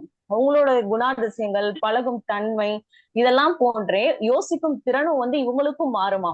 இதை வந்து உளவியல் ஆய்வாரிக்கையும் உறுதி செய்யறாங்க. இதுதான் வெற்றிக்கான சூட்சுமம்னு சொல்றாங்க. எந்த துறையிலையுமோ வெற்றி பெற்றவர்களோட பேட்டிகளை எடுத்து பார்த்தோம்னா கண்டிப்பா யாராவது ஒருத்தரை வந்து ரோல் மாடலா எடுத்துப்பாங்க. இப்ப ஃபுட்பால் பிளேயர் மெர்சியா இருக்கட்டும், யாரா இருக்கட்டும், நம்ம அப்துல் கலாமே எடுத்துப்போம். எல்லாருக்குமே ஒரு சின்னதுல இருந்தே ஒரு ரோல் மாடல் ஒண்ணு இருக்கு. அவங்களோட குணாதிசயங்களும் வந்து மறைமுகமா இவங்களை தாக்கி இருக்கிறதுக்கும் அது ஒரு காரணமாக அமைந்து விடுகிறது. நம்மளோட இலக்கு எதுவானாலும், இப்ப நம்மளோட இலக்கு எது வேணா இருக்கலாம். நான் வந்து இந்த துறையில சாதிக்கணும், இந்த துறையில பெரிய ஆளாக வரணும், இந்த துறையில வந்து என்னோட இலக்கு இருக்கு அப்படின்னு எடுத்துக்கிட்டோம்னா, இந்த துறையில இருக்கிற அந்த அந்த முக்கியமான அந்த நபர்களோட இதை வந்து டெய்லி நம்ம ஒரு 5 பேரை எடுத்துக்கிட்டு அவங்கள தொடர்ந்து நம்ம ஃபாலோ பண்ணி அவங்களோட பழகுற தன்மைகள் இதெல்லாம் நம்ம தெரிஞ்சு வச்சுக்கிட்டோம்னாவே அந்த துறையில வந்து நம்ம சாதிக்கிறதுக்கான வெற்றி படியில முதல் அடியை வச்சுட்டோம் அப்படின்னு சொல்றாங்க. இப்ப நம்ம இந்த சூழ்நிலையில தினம் நிறைய வகையான பிரச்சனைகளை சமாளிச்சுட்டு தான் இருக்கோம். நமக்கு அந்த மாதிரி ஒரு உடல் ரீதியாவோ மன ரீதியாவோ என்ன பிரச்சனை வந்தாலும் உடன் இருக்கிறவங்க வந்து நமக்கு வந்து நான் இருக்கேன், கவலைப்படாத அப்படின்னு சொல்ற ஒற்றை வார்த்தை நமக்கு எவ்வளவு தன்னம்பிக்கையை கொடுக்கும் அப்படிங்கிறது வந்து அந்த வார்த்தைகளை கேட்டவங்களுக்கு புரியும். அதோட அந்த ஒரு வார்த்தை வந்து நம்மளை எப்படி மாத்துங்கிறது வந்து அந்த பிரச்சனையே நம்ம மாத்தி யோசிக்கக்கூடிய தன்மையை நமக்கு கொடுக்குங்கிறது தெரியும்.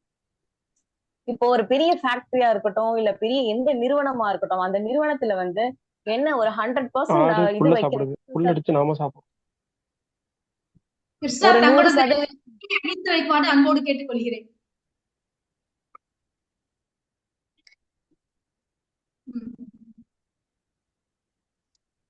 சுபா, தாங்கள் தொடரலாம், நிறைய பதிக்கு வரலாம்.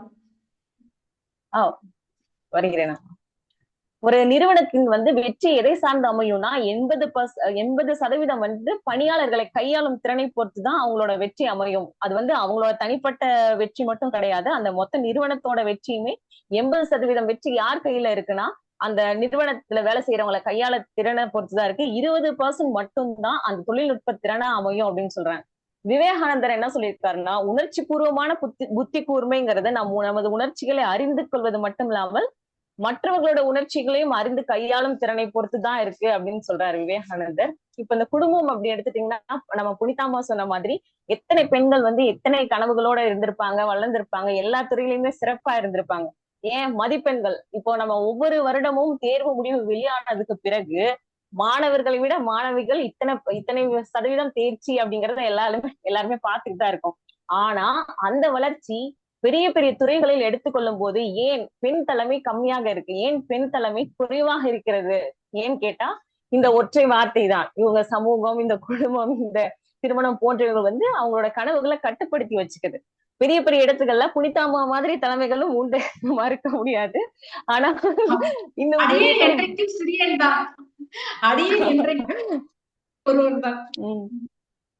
இந்த மாதிரி பெரிய பெரிய தலைமைகள் இன்னும் ஏன் அதிகமாக இல்லை? இத நம்ம ஒரு கல்லூரியிலயோ பள்ளியிலயோ எல்லா துறைகளிலும் அதிகமாக சிறந்து விளங்குவது பெண்கள் தான், பெண் குழந்தைகள் தான் அதிகமாக இருக்காங்க. அதே ஒரு வளர்ச்சியோட வந்து ஒரு ரிசல்ட் வந்து இந்த மாதிரி வளர்ந்த துறைகளிலும் இருக்கணும் அப்படின்னா அந்த சேரிடம் இருந்து சேர் நம்ம கூட இருக்கிறவங்க நம்மளுடைய கனவுகளை புரிந்து கொண்டோ, பெண் குழந்தைகளுக்கான கனவுகளை புரிந்து கொண்டு அவர்களுக்கு வந்து அதை அடையறதுக்கு வந்து உதவியா இருக்கும் பட்சத்தில் மட்டும்தான் இந்த மாதிரி ஒரு நிலைமை மாறும். அந்த 50-50% வந்து நம்ம பேச்சுல எல்லாம் மாறாது. இந்த மாதிரி சேரிடமிருந்து சேர் அப்படிங்கிற ஒரு வந்து நடைமுறைக்கு வந்தா மட்டும்தான் இந்த மாதிரி மாறும். ஒரு தனிநபரோட எதிர்காலம், வளர்ச்சி, இலக்கு எதுவானாலும் தனிநபரோட விடாமுயற்சி எவ்வளவு தூரம் இருந்தாலும், கடின உழைப்பு எவ்வளவு தூரம் இருந்தாலும், உடனிருப்பவர்கள் வந்து கொடுக்கிற அந்த முக்கியத்துவம், அவங்க கொடுக்கிற அந்த தூண்டுகோலால மட்டும்தான் அது வந்து அதிகமா வெற்றி அடைய முடியும். நம்ம ஸ்னேகா இறுதி உரை ஒரு 2 நிமிடங்களில் முடித்து வருகிறேன். நம்ம ஸ்னேகா ஆசிரியர் அவர்கள் சொன்னாங்க குழந்தை வளர்ப்பு பத்தி, இந்த மாதிரி பெற்றோர்கள் திணிக்கிறோன்னு. ஆனா இந்த காலத்துல குழந்தைகள் தான் நம்மளை விட நிறைய தெரிஞ்சு வச்சிருக்கிறாங்க. குழந்தைகள்கிட்ட அணுகுமுறையே வேற மாதிரி இருக்கு. முன்ன நம்ம எல்லாம் இருந்த காலத்தையும் தாண்டி இப்ப குழந்தைகள் அணுகுமுறைங்கிறதே பேரண்டிங்னு சொல்லிட்டு தனியா அது ஒரு பெரிய செக்டார் மாதிரியே போட்டுட்டாங்க. பேரண்டிங்கிறது தனியாவே இருக்கு. குழந்தைகளுக்கு என்ன சொல்லித்தரோங்கிறதுக்கு முன்னாடி அவங்க கிட்ட எப்படி பேசணும் நம்ம கத்துக்கிட்டு அதுக்கப்புறம் குழந்தைகள்கிட்ட இது பண்ற மாதிரி இருக்கு. இதெல்லாம் எப்படின்னா நம்ம கூட இருக்கிறவங்க ஒரு 4 பேர், ஒரு பெரியவங்களா இருக்கட்டும், கதை சொல்றதெல்லாம் இப்பெல்லாம் எவ்வளவோ குறைந்து போய் விட்டது. அந்த மாதிரி சேரிடம் இருந்து சேர் அப்படிங்கிற தலைப்பு எதை சொல்லுதுன்னா, இந்த மாதிரி நமக்கு ஒரு வழிகாட்டியா இருக்கிறோம் அப்படின்னா நம்மளோட குடும்பத்துல அந்த மாதிரி ஒருத்தவங்க இருக்கும் போதுதான் இந்த மாதிரி பிரச்சனைகள் எல்லாம் நம்ம ஈஸியா கையாளக்கூடிய திறமை நமக்கு இயல்பிலே அமைந்துவிடும்.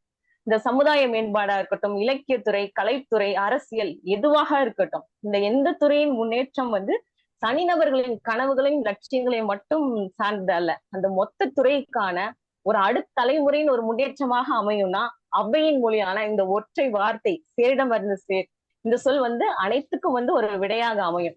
இப்ப ஹிட்லர் நமக்கு எல்லாருக்கும் தெரிஞ்சவர். அவர் என்ன சொல்லியிருக்காருன்னா, if you tell a big enough lie and tell it frequently enough it will be believe அப்படின்னு சொல்லியிருக்காரு. அதாவது ஒரு பொய்யை திரும்ப திரும்ப திரும்ப சொல்லும் போது அது ஒரு உண்மையா மாறும். இது எவ்வளவு பெரிய தவறான ஒரு உதாரணம். இதுவே நம்ம விவேகானந்தர் என்ன சொல்லியிருக்காருன்னா, மனிதனை நினை, மனிதனுள் கடவுளை கண்டு அவனுக்கு தொண்டு புரி, மனிதனை கடவுளாக பார் அப்படின்னு நம்ம விவேகானந்தர் சொல்லியிருக்காரு. இதுல இருந்தே நம்ம தெரிஞ்சுக்கலாம் யார பின்பற்றும் போது நம்மளுடைய வாழ்வை எப்படி அமையும், நம்முடைய எதிர்காலம் எப்படி அமையும், நம்முடைய குழந்தைகளுடைய எதிர்காலம் எப்படி அமையும் என்பது இந்த அவையினுடைய சேரிடம் இருந்து சேர் இந்த ஒற்றை சொல் இந்த அனைத்து இதுக்குமே ஒரு விடையாக அமையும் அப்படின்னு சொல்லி எனக்கு வாய்ப்பளித்தமைக்கு நன்றி கூறி விடைபெறுகிறேன். நன்றி. சபாஸ். மிக சிறந்த ஒரு எழுத்தாளர் சுபா அவர்களை அனைவரும் பார்த்திருப்போம். ஏன்னா நாளிதழ்களில் கட்டுரை எழுதக்கூடியவர். நிறைய நாளிதழ்கள்ல அவருடைய கட்டுரைகளே நம்ம படித்திருக்கோம். மிக சிறந்த ஒரு கட்டுரை எழுத்தாளர் அவரு. நிறைய கவிஞர், நிறைய மேடைகள், பட்டிமன்ற மேடைகள்ல பேசக்கூடிய ஒரு வல்லமை. அவர் கல்லூரி காலகட்டத்திலிருந்து ஒரு பேச்சு கல்லூரியில கொடி கட்டி பறந்தவர் சுபா அவர்கள். இன்றைக்கு அவருக்கு நமக்காக நேரம் ஒதுக்கி இங்கே வந்திருக்கிறார். அவருக்கு முதல்ல நன்றி வாழ்த்துக்களை தெரிவித்துக் கொண்டு, அவரு இன்றைய தலைப்பு சேரிடமிருந்து சேர் என்ற ஒரு தலைப்புல மிக சிறந்த ஒரு கருத்துக்களை நமக்கு இங்கே கொடுத்திருக்கிறார். இன்றைய நடைமுறை சூழலில பிள்ளைகள், அதாவது பெண் பிள்ளைகளா இருந்தாலும் ஆண் பிள்ளைகளாக இருந்தாலும் நட்பை தேர்ந்தெடுப்பது கூட சரியான வழியில தேர்ந்தெடுக்கணும். தீ நட்பு கூடா நட்புன்னு நம்ம வள்ளுவர் சொல்லியிருக்கிறாரு. அந்த தீ நட்பு கூடா நட்புனால இன்றைக்கு இணையதளத்துல பல்வேறு பிரச்சனைகளை சந்தித்துக் கொண்டு இருக்கிறார்கள். அதனால அவர்களுடைய குடும்பமே வீணாக போயிருக்கிறது. அப்ப அதிலிருந்து நாம் யார் கூட சேர, எதை தேர்ந்தெடுக்க வேண்டும் என்ற ஒரு கருத்து. முக்கியமா பள்ளி குழந்தைகளுக்கு நம்ம இதை கற்பிக்க வேண்டும். பள்ளி குழந்தைகள் நல்ல நட்புகளை தேர்ந்தெடுக்க வேண்டும் என்ற ஒரு வாதத்தை இங்க வைத்திருக்கிறாரு. அதை விட தொழிலாளர்கள் இருக்கிறார்கள். தொழில் துறையில ஒரு ஆகச்சிறந்த எந்த துறையாக இருந்தாலும் அந்த நிர்வாகம், தலைமை ஏற்கின்ற நிர்வாகம் வெற்றி அடைய வேண்டும் என்றால் நல்ல தொழிலாளர்களை கையில் வைத்துக் கொள்ள வேண்டும் இல்லையா? நல்ல தொழிலாளர்கள் இருந்தால் அந்த நிர்வாகம் வெற்றியாக மாறும். சிறந்த வல்லுநர்கள் கையில் வைத்திருக்க வேண்டும். அவர்கள் அந்த தொழிலாளர்கள் விரும்பியதை கொடுக்க வேண்டும். தொழிலாளர்கள் என்ன விரும்புகிறார்களோ அந்த விருப்பத்தை ஒரு தலைமை கொடுத்தால் நிச்சயம் அந்த நிர்வாகம் மிக சிறப்பாக இருக்கும், வெற்றிகரமாக இருக்கும். அதைத்தான் நாம் பல்வேறு நாளிதழ்கள்ல பல்வேறு வரலாற்று செய்திகளை நாம் பார்த்திருக்கோம். சிறந்த நிர்வாகம், சின்ன சின்ன நிர்வாகம் மிக பெரிய அளவிற்கு முன்னேறியதற்கு காரணம் அதில் உள்ள மிக சிறந்த திறமையான தொழிலாளர்களால் தான். அவர்களுடைய விருப்பம் அத்தனையும் நிறைவேற்றப்பட்டால் நிச்சயமாக அந்த நிர்வாகம் சிறப்பாக இருக்கும் என்பதை இங்க சேரிடம் அருந்து சேர் என்ற ஒரு தலைப்பிட, அதாவது கீழ்நிலையில் மட்டும் இல்ல, மேல்நிலையில் இருப்பவர்கள் கூட கீழ்நிலையில் உள்ளவர்களை சரியான நபர்களை தேர்ந்தெடுக்க வேண்டும். அதைத்தான் சேரிடம் இருந்து சேர் என்ற ஒரு தலைப்பு என்று மிக தெள்ள தெளிவாக சுபா அவர்கள் இங்கே கருத்தை முன்வைத்திருக்கிறார். அவருக்கு அனைவர் சார்பாக வாழ்த்துக்களை, பாராட்டுகள், நன்றி. தற்போது நமது அதிரடி பேச்சாளர், பொறியாளர், இளம் உயர் பூமி திருத்தி உன் என்ற தலைப்பில் பேசுவதற்காக நினைத்திருக்கிறார். அவரை அன்போடு அழைக்கின்றேன். கிருஷ்ணகுமார் அவர்கள், இதோ உங்கள்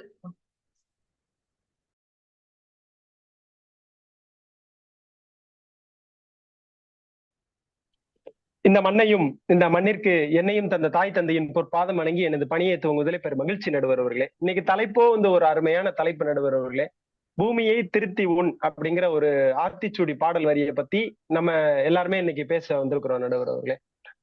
அதே மாதிரி இந்த இடத்துல நான் ஒரு ஆணித்தனமான ஒரு விஷயத்த பதிவிடணும் அப்படின்னா, இன்னைக்கு ஔவையாரை பத்தி பேசணும், இந்த ஔவையாரை பத்தி புகழணும், பாடணும் அப்படிங்கிறது ஒரு தனி உத்வேகம் தான் சொல்லணும் நடுவர் அவர்களே.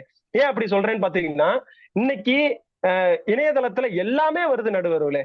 தட்டுனா இப்ப கூகுள்ல போயிட்டு ஒரு விஷயத்த தட்டுனா எல்லாமே வருது நடுவர்களே. ஆனா இன்னைக்கு நம்ம பேசக்கூடிய தலைப்பை தட்டுனா ஒண்ணுமே வரல நடுவர்களே. அதுதான் நடுவர்களே இன்னைக்கு நடைமுறை சூழல்ல இருக்கக்கூடிய ஒரு மனதுல இருக்கக்கூடிய ஒரு வேதனையாவும் இருக்கும். அந்த வேதனையா இருக்கக்கூடிய ஒரு விஷயத்த இன்னைக்கு முத்தமிழ் மாமன்றம் எடுத்து சிறப்பா கொண்டு போயிட்டு இருக்கு அப்படின்னா அதுக்கு எங்களுடைய நடுவர் புனிதா பாண்டியராஜ் தான் காரணம் நடுவர்களே. எந்தவித மாற்றமும் இல்லை. இது ஒரு வைர வரியோடு ஒரு முனைப்போடு பேசணும் அப்படின்னா, சிங்கத்தை கொஞ்ச முடியாது, சிங்கத்தை கொஞ்ச முடியாது, முத்தமிழ் மாமன்ற நிறுவனர்களின் உறுப்பினர்களின் இலக்கிய அன்பை எப்போதும் மிஞ்ச முடியாது நடுவர் அவர்களே. சிங்கத்தை கொஞ்ச முடியாது, முத்தமிழ் மாமன்ற உறுப்பினர்களின் இலக்கிய அன்பை எப்போதும் மிஞ்ச முடியாதுன்னு சொல்ற நடுவர்களே. ஏன் அப்படி சொல்றோம்னா, இன்னைக்கு இணையதளத்துல இல்லாத ஒரு புது புது தலைப்புகளை எடுத்து நம்ம இன்னைக்கு நடைமுறை சூழல்ல பேசிக்கிட்டு இருக்கோம் நடுவர்களே.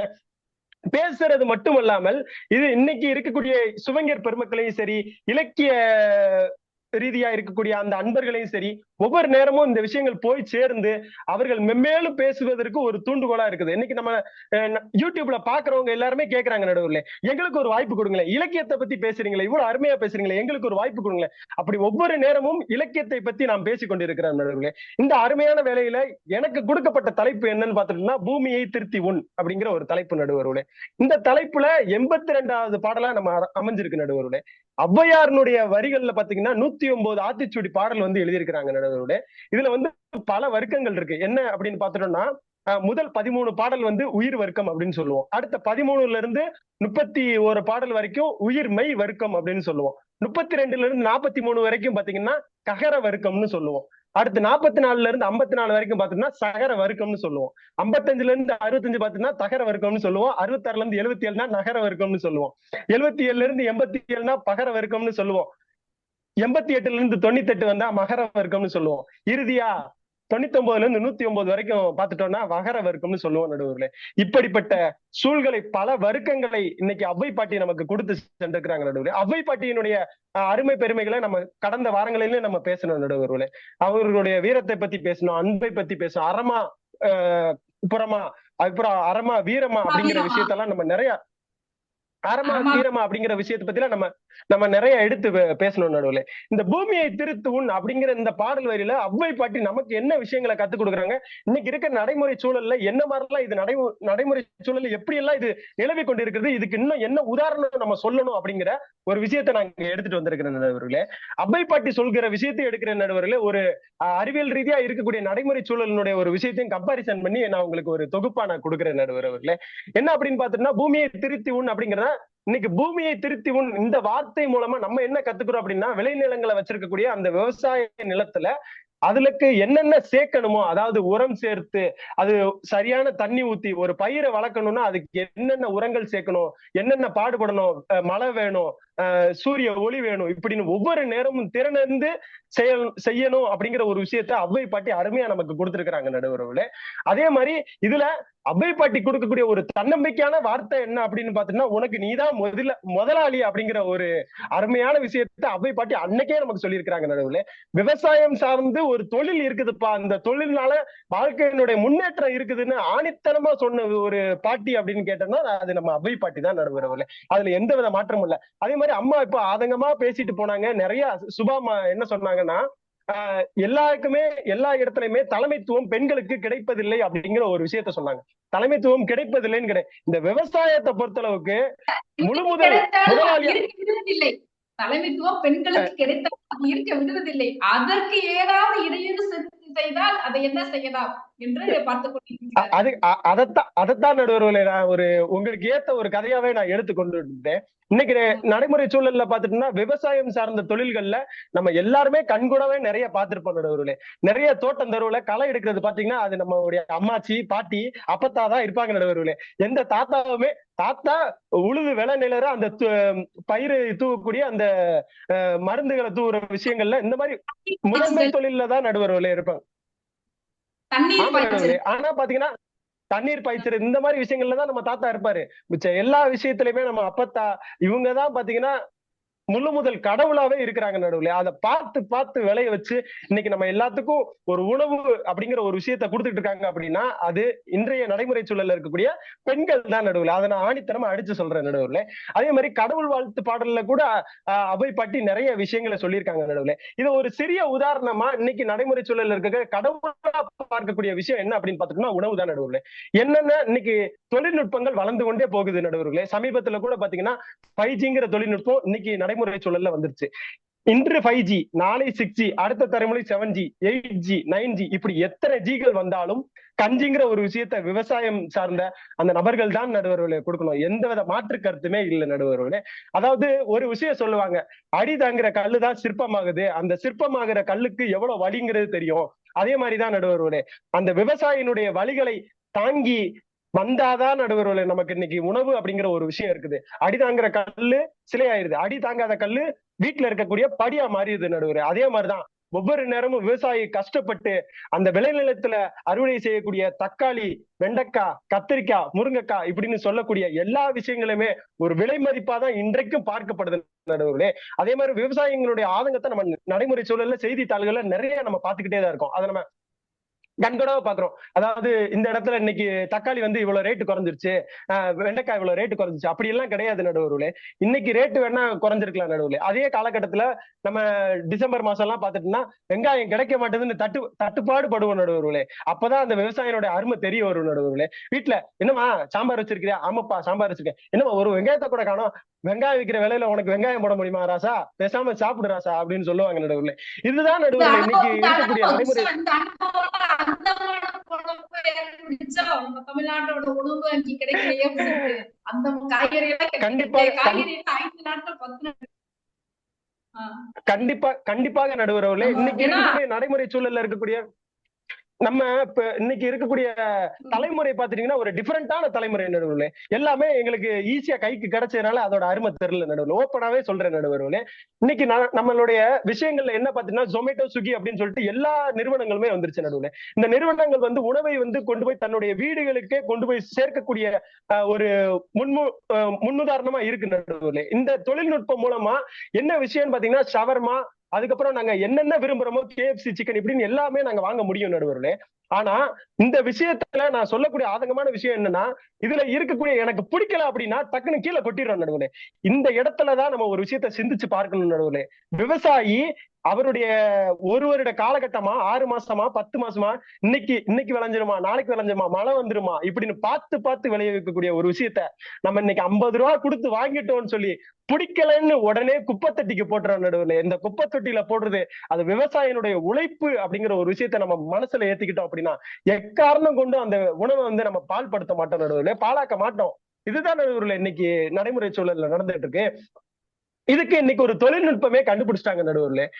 என்ன அப்படின்னு பாத்தோம்னா கிரீன் பில்டிங் டெக்னாலஜி அப்படிங்கிற ஒரு டெக்னாலஜி மூலமா இன்னைக்கு தன்னுடைய வீடுகளை நம்ம இன்னைக்கு எல்லாமே construction designing, art and architecture அப்படின்னு சொல்லிட்டு ஆர்கிடெக்சர்ல இன்னைக்கு ஒரு டிஃபரெண்டான டெக்னாலஜி நடுவர்களே, கிரீன் பில்டிங் டெக்னாலஜி. இந்த டெக்னாலஜில என்ன செய்யறாங்க அப்படின்னு பாத்துட்டீங்கன்னா நடுவுல வீடு முழுக்க இயற்கை வளமாவே ஒரு காற்றை ஏற்படுத்தி கொடுக்குறது. அதாவது நான் எலக்ட்ரிசிட்டியே எனக்கு அவ்வளவா பயன்படுத்த தேவையில்ல, மினிமலா பயன்படுத்துவேன். மிச்ச எல்லா விஷயங்களுமே எனக்கு இயற்கையா கிடைக்கணும்னு வீட்டுக்குள்ள சன்லைட் வர மாதிரி, வீட்டுக்குள்ள தோட்டம் அமைக்கிற மாதிரி, வீட்டுக்குள்ளே கத்திரிக்காய், முருங்கைக்காய், வெண்டைக்காய் மாடி தோட்டம் அமைக்கிற மாதிரி இந்த மாதிரி பல்வேறு தொழில்நுட்பங்களை வந்து இன்னைக்கு வீடுகளிலே டெக்னாலஜி மூலமா கொண்டு போய் கொடுக்குறாங்க நடுவர்களே.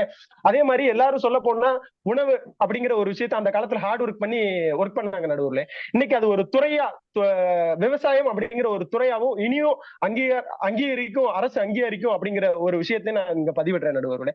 அதே மாதிரி பாத்தீங்கன்னா நம்ம எல்லாமே வார நாட்கள்ல பாத்தீங்கன்னா மைண்ட் ரிலாக்ஸ் ஆகணும் அப்படின்னு சொல்லிட்டா எல்லாருமே தோப்பு துறவுக்கு தான் நடுவர்களே போறோம். அந்த தோப்பு துறவுக்கு எதுக்கு போறோம்? அங்க போய் அந்த ஆத்தங்கரை ஓரத்தின் முன்னால அப்படின்னு ஒரு பாட்டை பாடிட்டு இந்த பொறப்பு தான் எனக்கு ருசிச்சு சாப்பிட கிடைச்சதுன்னு அங்கனக்குள்ளே ஒரு ஆட்டாங்கரி அடிச்சு விளைஞ்சிருக்கக்கூடிய கத்திரிக்காய், வெண்டைக்காய் எல்லாம் பறிச்சு பூராத்தையும் ஒரு இப்படி ஒரு புரட்டு அப்படி ஒரு புரட்டு கறி மேல போட்டு அப்படியே மசால் பிடிக்க ஒரு சாப்பிட்டு வந்தோம்னா அந்த வாரம் இன்னும் பல வாரங்களுக்கு பேசக்கூடிய வாரமாக நம்ம ரீல்ஸ் எடுத்து இன்னைக்கு பதிவிட்டு இருக்கிறோம். இதெல்லாம் வந்து எப்படி கிடைச்சது அப்படின்னா அவை சொல்லக்கூடிய அந்த வரிகள் மூலமா நம்ம இன்னைக்கு எல்லாமே ரசிச்சுக்கிட்டு இருக்கிறோம் நடுவுல. இதைத்தான் ஒரு விவசாயி விவசாயினுடைய ஒரு வழிய ஒரு பாடலாவே பாடியிருக்கிறார் நடுவர்களே. சமீபத்துல பிரபலமாகக்கூடிய ஒரு பாடல் பிரபலமா வந்துச்சு நடுவர்களே இந்த பாடல். முக்காமலம் நெல்லு பயிறு 30 கசம் தண்ணி கிணறு நிக்காமத்தான் தண்ணி இறைச்சேன் நெல்லு பயிரும் வாடி போச்சு. தக்காளி நட்ட பருவத்துல தண்ணி குறைஞ்சது கிணத்துல தண்ணி இருக்கும் பருவத்துல தக்காளிக்கும் விலை இல்ல. காட்டை திருத்தி கத்திரி நட்டேன் காலாகாலத்து மழை இல்ல. இப்ப கடனை வாங்கி சோளத்தை போட்டேன் கொள்ளையில காப்படியும் விளையல அப்படின்னு ஒரு ஆதங்கமான ஒரு வார்த்தையை இங்க பதிவிடுறாங்க நடுவுல. இதன் மூலமா நம்மளுடைய சமூகத்துக்கு இன்றைய இளைஞர்களுக்கு ஒரு ஆக்கத்தனமான ஆணிபூர்வமான ஒரு விஷயத்தை பயன்படுத்தும். அப்படின்னா என்னமோ உனக்கு தெரியவே இல்லைனாலும் இன்னைக்கு என்ன டெக்னாலஜியா வந்துருச்சு. இனி வரும் காலங்களில் எங்களுடைய தொழில் சார்ந்த விஷயங்களில ஆணித்தனமா இருக்கக்கூடியது பாத்தீங்கன்னா அது விவசாயங்கிற ஒரு இதுதான் நடுவர் நிக்க போகுது. அதே மாதிரி நடுவரவர்களே இன்னைக்கு பெண்கள் அப்படின்னு எடுத்துக்கிட்டோம்னா இன்னைக்கு சமீபத்துல ஐடி டெக்னாலஜியை தான் விரும்புறாங்க நடுவுல. இந்த ஐடி டெக்னாலஜில விரும்புற காலம் போய் மறுபடியும் விவசாயம் சார்ந்த தொழில்கள்ல இன்றும் வளர்ச்சி அடையும் அப்படிங்கிறதுல எந்தவித மாற்று கருத்துமே இல்லை நடுவுல. அதே மாதிரி பணக்கார வர்க்கத்துல இன்னைக்கு எத்தனையோ பேர் முதலாளிகளா இருக்கிறாங்க அப்படின்னு சொன்னாங்க நடுவுல. ஆனா நடைமுறை சூழல்ல 2030 2040 இது அறிவியல் ஆய்வு அறிக்கையில எழுதப்பட்ட ஒரு விஷயமாவே நம்ம இன்னைக்கு பார்க்கிறோம் நடுவர்களே. யார் ஒருத்தர் வீட்டுல நிலம் வச்சிருக்காங்களோ அவங்கதான் இனி வரும் காலங்களில 2030லயோ 40லயோ பெரிய பணக்கார முதலீட்டாளர்களா வருவார்கள் என்பதில் எந்தவித மாற்று கருத்துமே இல்லை நடுவுல. எலான் மஸ்க், அதானி, அம்பானி அப்படின்னு நிறைய விஷயங்களை பத்தி சொன்னாங்க நடுவுல. இவருடைய ஷேர் மார்க்கெட் அப்படின்னா அதாவது பங்குச்சந்தையினுடைய இன்னைக்கு நிலவரம் பாத்துட்டீங்கன்னா இது எல்லாமே இன்னைக்கு சரிவடைந்துருச்சு நடுவுல. ஆனா ஒவ்வொரு நேரமும் ஒவ்வொரு நொடியும் சரிவடையாத ஒரே தொழில் அப்படின்னு பார்த்தோம்னா இன்னைக்கு வேணா மதிப்பு இல்லாம இருக்கலாம் நடுவுல. நாளைக்கு சாப்பாட்டுக்குன்னு ஒரு கஷ்டம் வரும்போது எங்களுடைய விவசாயம் ஷேர் மார்க்கெட்ல ட்ரெண்டிங்ல போகுங்கிற விஷயத்த எந்தவித மாற்று கருத்துமே இல்லை நடுவர்களே. அதே மாதிரி பாத்துட்டோம்னா இன்னைக்கு நம்ம நடைமுறை சூழல் இருக்கக்கூடிய சுற்று வட்டாரங்களை பாத்தீங்கன்னா புகை மண்டலம் அப்படின்னு சொல்லக்கூடிய எல்லா விஷயங்களுமே பொல்யூஷன் அப்படின்னு எல்லா இடத்துலயுமே இன்னைக்கு இருக்கு நடுவுல. இந்த பொல்யூஷனுங்கிற ஒரு விஷயத்த கூட நிலத்தை திருத்தி நீ இருக்கிற விஷயத்த நல்லா மாத்து அப்படிங்கிற விஷயத்த ஒவ்வொரு இடத்துலயுமே அரசு அங்கீகரிச்சுக்கிட்டு தான் இருக்கு நடுவுல. அதுல எந்த மாற்று கருத்து இல்லை. இதுல ஒரு விஷயம் அரசு எந்த விஷயமா எந்த தொழில்துறை மூலமா நிரூபிக்குது அப்படின்னு பாத்தீங்கன்னா எம்எஸ்எம்இ அப்படின்னு சொல்லக்கூடிய ஒரு தொழில்துறை மூலமா அதுல Z அப்படிங்கிற ஒரு விஷயம். Z அப்படின்னா ஜீரோ எஃபெக்ட் ஜீரோ டிஃபெக்ட். எனக்கு எந்தவித பாதிப்பும் இல்லை, எந்தவித டிஃபெக்டுமே இல்லை, நான் தயாரிக்கக்கூடிய பொருள்ல எந்தவித டிஃபெக்டுமே இல்லை அப்படிங்கிற ஒரு அறிவியல் தொழில்நுட்பம் மூலமா இன்னைக்கு எல்லா நிறுவனங்கள்லயுமே நான் பயன்படுத்துற பொருள் ஒரு முறை பயன்படுத்தி கீழே போடக்கூடாது, அதை எப்படி பல்வேறு முறைகள் அதை தயாரிக்க முடியும் அப்படிங்கிற ஒரு விஷயத்த நம்ம இது மூலமா கத்துக்கிட்டு இருக்கிற நடுவுல. இந்த முறை இனி வரும் காலங்களில் தொழில்துறை சார்ந்த காலங்களில் இனி வரும் விவசாயத்திலும் இது பெரும் பங்கு வகிக்கும் அப்படிங்கிற விஷயத்த எந்தவித மாற்று கருத்துமே இல்லை நடுவுல. ஆகையா இறுதியா நான் என்ன சொல்ல வர்றேன் அப்படின்னு நான் நடுவர்களே, இன்னைக்கு வேணா விவசாயினுடைய அருமை நம்ம யாருக்குமே தெரியாம இருக்கா நடுவர்களே. இனி வரும் காலங்களில விவசாயினுடைய அருமைதான் நம்ம இன்னைக்கு எப்படி கோவில்களில் பெருமாள் அப்படின்னு பல்வேறு கடவுள்களை பார்க்கிறோமோ இனி வரும் காலங்களில் விவசாயிகளை கூட கடவுளாக பார்க்கக்கூடிய காலங்கள் வரலாம் நடுவர்களே. அது இன்றைக்கு வந்துவிட்டது.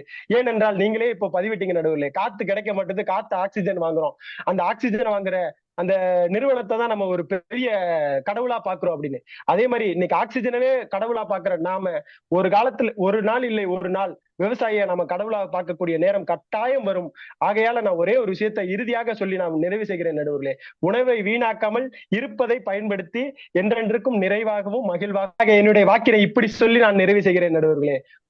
உடலும் உள்ளமும் உறுதி பெற வேண்டும் என்றால் இன்றைய அவ்வை சொன்ன வார்த்தைக்கு இணங்க பூமியை திருத்தி நாம் உண்டால் மட்டுமே நாம் மென்மேலும் வளர வேண்டும், உடலும் உள்ளமும் உறுதியாக இருக்கும் என்று கூறி நல்லதொரு வாய்ப்பிற்கு நன்றி பாராட்டி விடைபெறுகிறேன். நன்றி, வணக்கம் நடுவர் அவர்களே.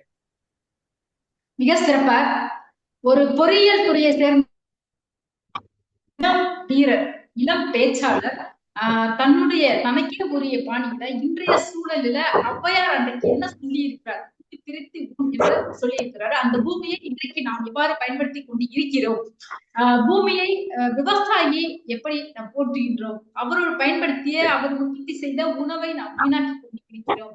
நிறைய செய்திகளை இங்க சொல்லியிருக்கிறார். அவருக்கு அனைவர் சார்பாக வாழ்த்துக்களை பாராட்டுக்களை தெரிவித்துக் கொள்ளலாம்.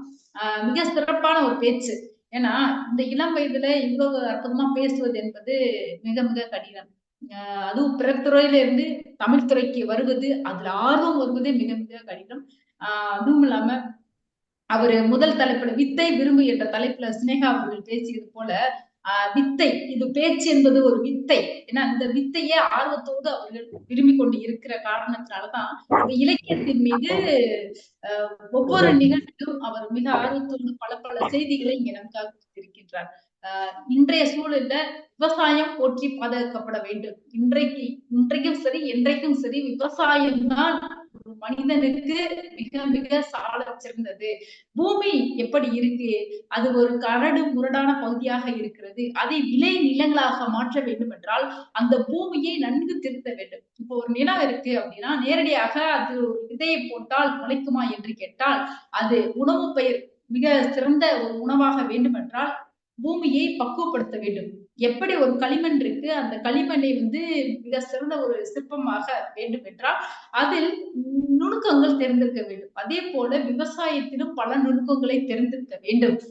பூமி மண், செம்மண் இருக்கு, கரிசல் மண் இருக்கிறது, வண்டல் மண் இருக்கிறது, மணல் இருக்கிறது, செம்மண்ணும் கரிசல் மண்ணும் கலந்த ஒரு கலவை இருக்கிறது, வண்டல் மண்ணும் மணலும் கலந்த ஒரு கலவை இருக்கிறது, பாறைகள் நிறைந்த ஒரு பகுதியாக இருக்கிறது. பல்வேறு நம்ம பூமியானது பல்வேறு நிலைகளில மண் இருக்கிறது. அந்த மண்ணிற்கு ஏற்றவாறு ஈரப்பதத்திற்கு ஏற்றவாறு அதோட தட்பவெப்ப நிலைக்கு ஏற்றவாறு எந்த பயிரை எங்கே விளைவித்தால் அந்த பயிர் மிக சிறப்பாக இருக்கும் என்ற தொழில்நுட்பத்தை நன்கு உணர வேண்டும். அதை விட அந்த மண்ணை பக்குவப்படுத்த வேண்டும், ஆழ உழுக வேண்டும், அது சற்று காய விட வேண்டும், அதற்கு பிற்பாடு மீண்டும் உழுக வேண்டும், அதற்கு பிற்பாடு பாத்தி கட்டி இல்ல அதில் நீர் பாய்ச்சி பல்வேறு முறைகள் இலை தலைகள் எல்லாம் இயற்கையோடு சார்ந்த ஒரு உரங்களை அதில் இட வேண்டும். அதற்கு பிற்பாடு அந்த மண் நன்றாக இருக்கிறதா, தயாராக இருக்கிறதா, விதை போடுவதற்கு, விதை முளைப்பதற்கு, உணவு சரியாக விளைவிப்பதற்கு அந்த மண் தயாராக இருக்கிறதா என்று ஆராய்ந்து தெரிந்த பின் தான் விதைகளை ஊண்ட வேண்டும். அப்படி இதையெல்லாம் இந்த தொழில்நுட்பத்தை, விவசாய தொழில்நுட்பத்தை நன்கு கற்று அறிந்தவர்கள் சிறந்த விவசாயிகள். அப்பேற்பட்ட உணவை எப்படி பார்த்து பார்த்து செய்த உணவை உற்பத்தி கொடுக்கிறார்கள்.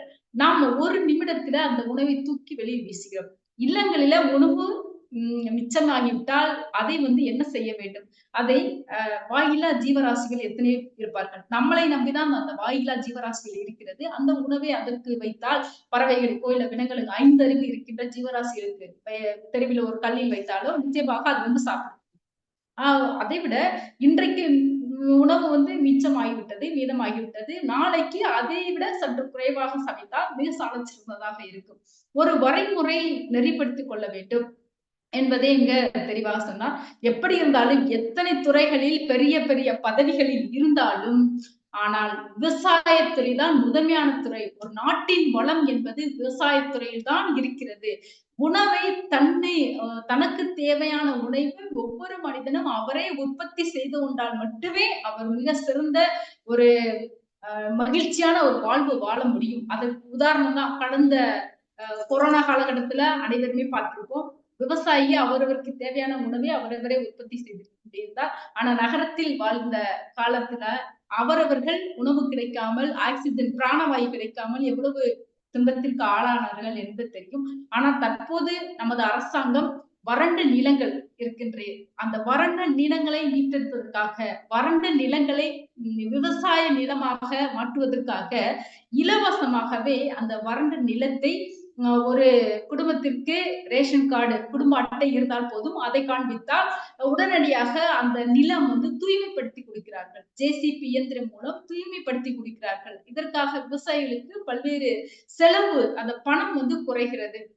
அந்த பணம் தேவை, அதாவது 10,000 ரூபாய் கடன் வாங்கி செலவு செய்ய வேண்டிய சூழல் அவருக்கு அங்கே மிச்சமாகின்றது. அதை அரசாங்கமே உதவி செய்கின்றது. அரசாங்கம் விவசாயத்துறைக்கு என்று பல்வேறு உதவிகள், இலவச மின்சாரங்களை கொடுக்கின்றது. நிறைய ஒரு இளைஞர்களுக்கு, விவசாயிகளுக்கு இன்றைக்கு உறுதுணையாக அரசாங்கம் இருக்கிறது.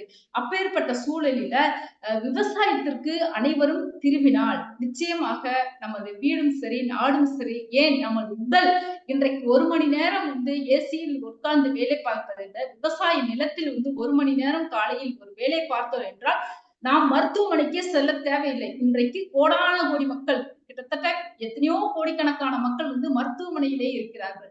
உடல் உழைப்பு இல்லாமல் இருக்கிறார்கள். விவசாயம் பார்த்தா எந்த நோயும் இருக்காது இல்லையா? உலகத்திலேயே மிக சிறந்த ஒரு மகிழ்ச்சி எதுவென்று கேட்டால் நோய் நொடி இல்லாமல் வாழ்தல் தான் மிக சிறந்த ஒரு மகிழ்ச்சி. நோய் குறைய வேண்டும் என்றால் நிச்சயமாக ஒரு உழைப்பு, நமது இல்லங்களில் இருக்கிற இடத்தை வைத்து ஏதோ ஒரு வகையில விவசாயம் செய்ய வேண்டும். விவசாயம் விவசாயம் விவசாயம் என்ற ஒரு மாமருந்தை நமது ஔவையார் அவர்கள் பூமி திருத்தி உண், அதாவது உண் என்பது சாப்பிடுவது, பூமியை நன்கு திருத்தி பயிர் செய்து சாப்பிடுங்கள் ஒவ்வொருவரும் என்ற ஒரு கருத்தை இங்க கொடுத்திருக்கிறார். அதை, அந்த மந்திரத்தை மிக சிறப்பாக பேசிய கிருஷ்ணகுமார் அவர்களுக்கு நன்றியும் வாழ்த்தும்.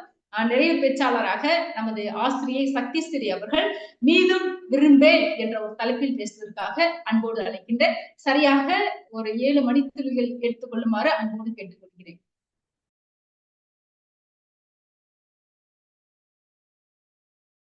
அனைவருக்கும் வணக்கம். அனைவரும் நலமா? அனைவரும் நலமறிய ஆவல். நலம் நலமறிய ஆவல். அனைவரும் காலையில் உணவு உட்கொண்டிருப்பீர்கள் என்று நினைக்கிறேன். எனக்கு கொடுத்த தலைப்பு உணவோடு சம்பந்தப்பட்டது. பசி வந்தால் 10ம் பறந்து போகும். நலம் நலமறிய ஆவல். சுவர் இருந்தால் தானே சித்திரம் வரைய முடியும். உண்டி கொடுத்தோர் உயிர் கொடுத்தோரே. அளவுக்கு மீறினால் அமிர்தமும் நஞ்சு. நோயற்ற வாழ்வே குறைவற்ற செல்வம். வள்ளுவன் என்ன சொல்றாருன்னா, மருந்தன வேண்டாவாம் யாக்கைக்கு அருந்தியது அற்றது போற்றி உணின் என்கிறார். நாம் உணவு செரித்த பின்பு அடுத்து உணவு எடுத்துக்கொள்ள வேண்டும். அந்த உணவு செரிமானமான பிறகு எடுத்தால் நாம் 100 ஆண்டு காலம் வாழலாம். நாம் ஒருவரை வாழ்த்தும் பொழுது 100 ஆண்டு காலம் வாழ்க, நோய் நொடி இல்லாமல் வளர்க என்றுதான் வாழ்த்துவோம். அப்படி வாழ்த்தணும் என்றால் இந்த உடம்பிற்கு ஆரோக்கியமான சத்தான சரிவிகித உணவை நாம் எடுத்துக்கொள்ள வேண்டும். இங்கு ஔவையார் என்ன சொல்கிறார் என்றால், மீதூன் விரும்பேல், அப்படி என்றால் மிகுதியாக உணவு எடுத்துக்கொள்ளாதே என்கிறார். உணவிலும் கட்டுப்பாடு வேண்டும். உணவு எளிதாக கிடைக்கிறது. இப்ப பசியா இருக்கும் பொழுது நமக்கு என்ன பாட்டு வரும்? அம்மா பசிக்குதே, தாயே பசிக்குதேம்போம். இதே ஒரு கல்யாண வீட்டுக்கு போயிட்டோம்னு வச்சுக்கோங்களேன், அங்க சாம்பார் சாதம், தயிர் சாதம், ரச சாதம், அப்புறம் மோர் சாதம், ஏற்கனவே பிரியாணி கொஞ்சம் வச்சிருவாங்க, காய்கறி பிரியாணி. இப்படி ஒவ்வொரு கரண்டியா சாப்பிட்டு வயிறு என்ன ஆயிரும்? அப்பா வயிறு முட்டை சாப்பிட்டுட்டேன் அப்படின்னு நம்ம என்ன செய்வோம்? வசனம் பேசுவோம். அப்படி சாப்பிட்டோம் என்றால் அந்த உணவு நமக்கு நோயை உண்டாக்கும் என்கிறார் நம் ஔவையார். இதை விட பாரதியும் கூறியிருக்கிறார், உடல் ஆரோக்கியமாக இருக்க வேண்டுமானால், இந்த உடல் ஆரோக்கியமாக இருக்க வேண்டுமானால் அளவாக ஆரோக்கியமான உணவை எடுத்துக்கொள்ள வேண்டும். இந்த உடல் பற்றி ஒரு சின்ன கவிதை சொல்றேன். தோளை வலிமையுடையதாக்கி உடற்சோர்வும் பிணியாகும் ஒக்கி அறிவாளாய் கொண்டு பிளந்தாலும் கட்டுமாறா உடலுறுதி வேண்டும் என்கிறான் பாரதி. வள்ளுவன் என்ன சொல்றார் என்றால், அற்றால் அளவறிந்து உண்க என்கிறார். நமது உயிரும் குறைவாளுடைய உடம்பில் தங்கி இருக்க விரும்புவதில்லை என்கிறார் திருமூலர். உடம்பார் அழியின் உயிரார் அழிவர், திடம்பட மெஞ்ஞானம் சேரவும் மாட்டார். உடம்பை வளர்க்கும் உபாயம் அறிந்தே உடம்பை வளர்த்தேன் உயிர் வளர்த்தேனே என்கிறார் திருமூலர். நம்ம ஔவையார் என்ன சொல்றாருன்னா,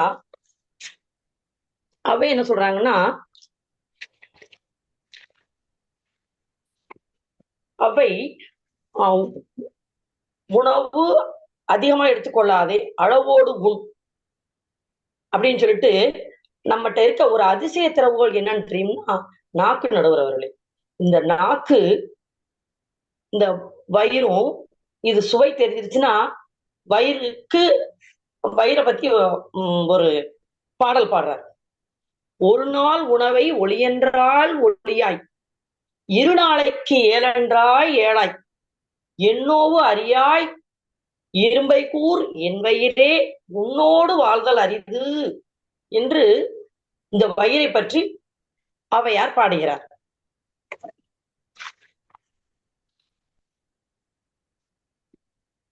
அதே மாதிரி சித்திரமும் கைப்பழக்கம், செந்தமிழும் நாப்பழக்கம், வைத்ததொரு கல்வி மனப்பழக்கம், நடையும் நடைப்பழக்கம், நட்பும் தகையும் கொடையும் பிறவி குணம் என்கிறார் ஔவையார். ஔவையார் ஒரு சமயம் வாழைத்தோப்பு வழியா நடந்து செல்லும் பொழுது அங்கு ஒரு அந்த வாழைத்தோப்பு சொந்தக்காரர், அம்மா சற்று சாப்பிட்டு செல்லுங்களேன், நெடுதூரம் நடந்து வருகிறீர்கள் அப்படின்னு என்று உணவு அருந்தி விட்டு ஒரு பாடலை பாடுகிறார். வரகரிசி சோறும் வழுதுணங்காய் வாட்டும் முறமுறவென புளித்த மோரும் புல்வேலூர் பூதன் புகழ் பறிந்திட சோரெல்லாம் உலகம் பெறும் என்கிறார். அவர் சாப்பிட்ட அந்த வரகரிசி சோறும், வழுதுணங்காய்னா நான் வேற எந்த காய் நடுவார்களே, நம்ம கத்திரிக்காய் தான். அந்த கத்திரிக்காயை சுட்டு புளி வச்சு அந்த துவையல் வச்சு சாப்பிடும்போது, நீ கொடுத்த இந்த உணவுக்கு இந்த உலகத்தையே உனக்கு தரலாம் அப்படின்னு புகழ்ந்து பாடியதாக ஒரு பாடல். அது வேற யாரு? அடுத்ததாக சங்கவை என்ற மன்னரின் 2 பெண்கள், அவர்கள் அந்த அங்கவை சங்கவை கொடுத்த உணவு தான் அவர் ஔவை சொல்றாரு. எனக்கு கிட்டத்தட்ட மன்னர்கள் எத்தனையோ அவைக்கு நான் போயிருக்கேன். அவர்கள் மன்னர்கள் கொடுத்த அந்த பரிசு, அந்த சுவையை விட, அந்த விருந்தை விட எனக்கு நீ கொடுத்த அந்த கேப்பக்களியும் அந்த கத்திரிக்காய் புளி கொடுத்தா மிக மிக சிறப்பாக இருக்கு. அதுவும் அந்த நீல நிற சேலையில கொடுத்து அன்போட கொடுத்தீங்களே, அதான் அப்படின்னு சொல்லியிருப்பாரு. சிறப்பு.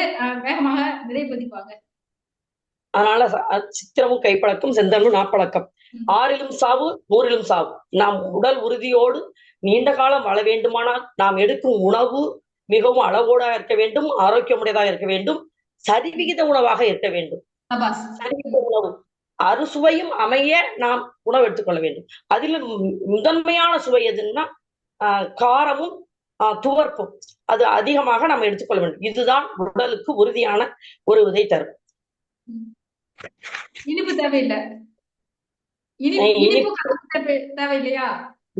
மற்ற சுவையை விட இது மேலோங்கி இருக்க வேண்டும் என்பது அடியன் கருத்து.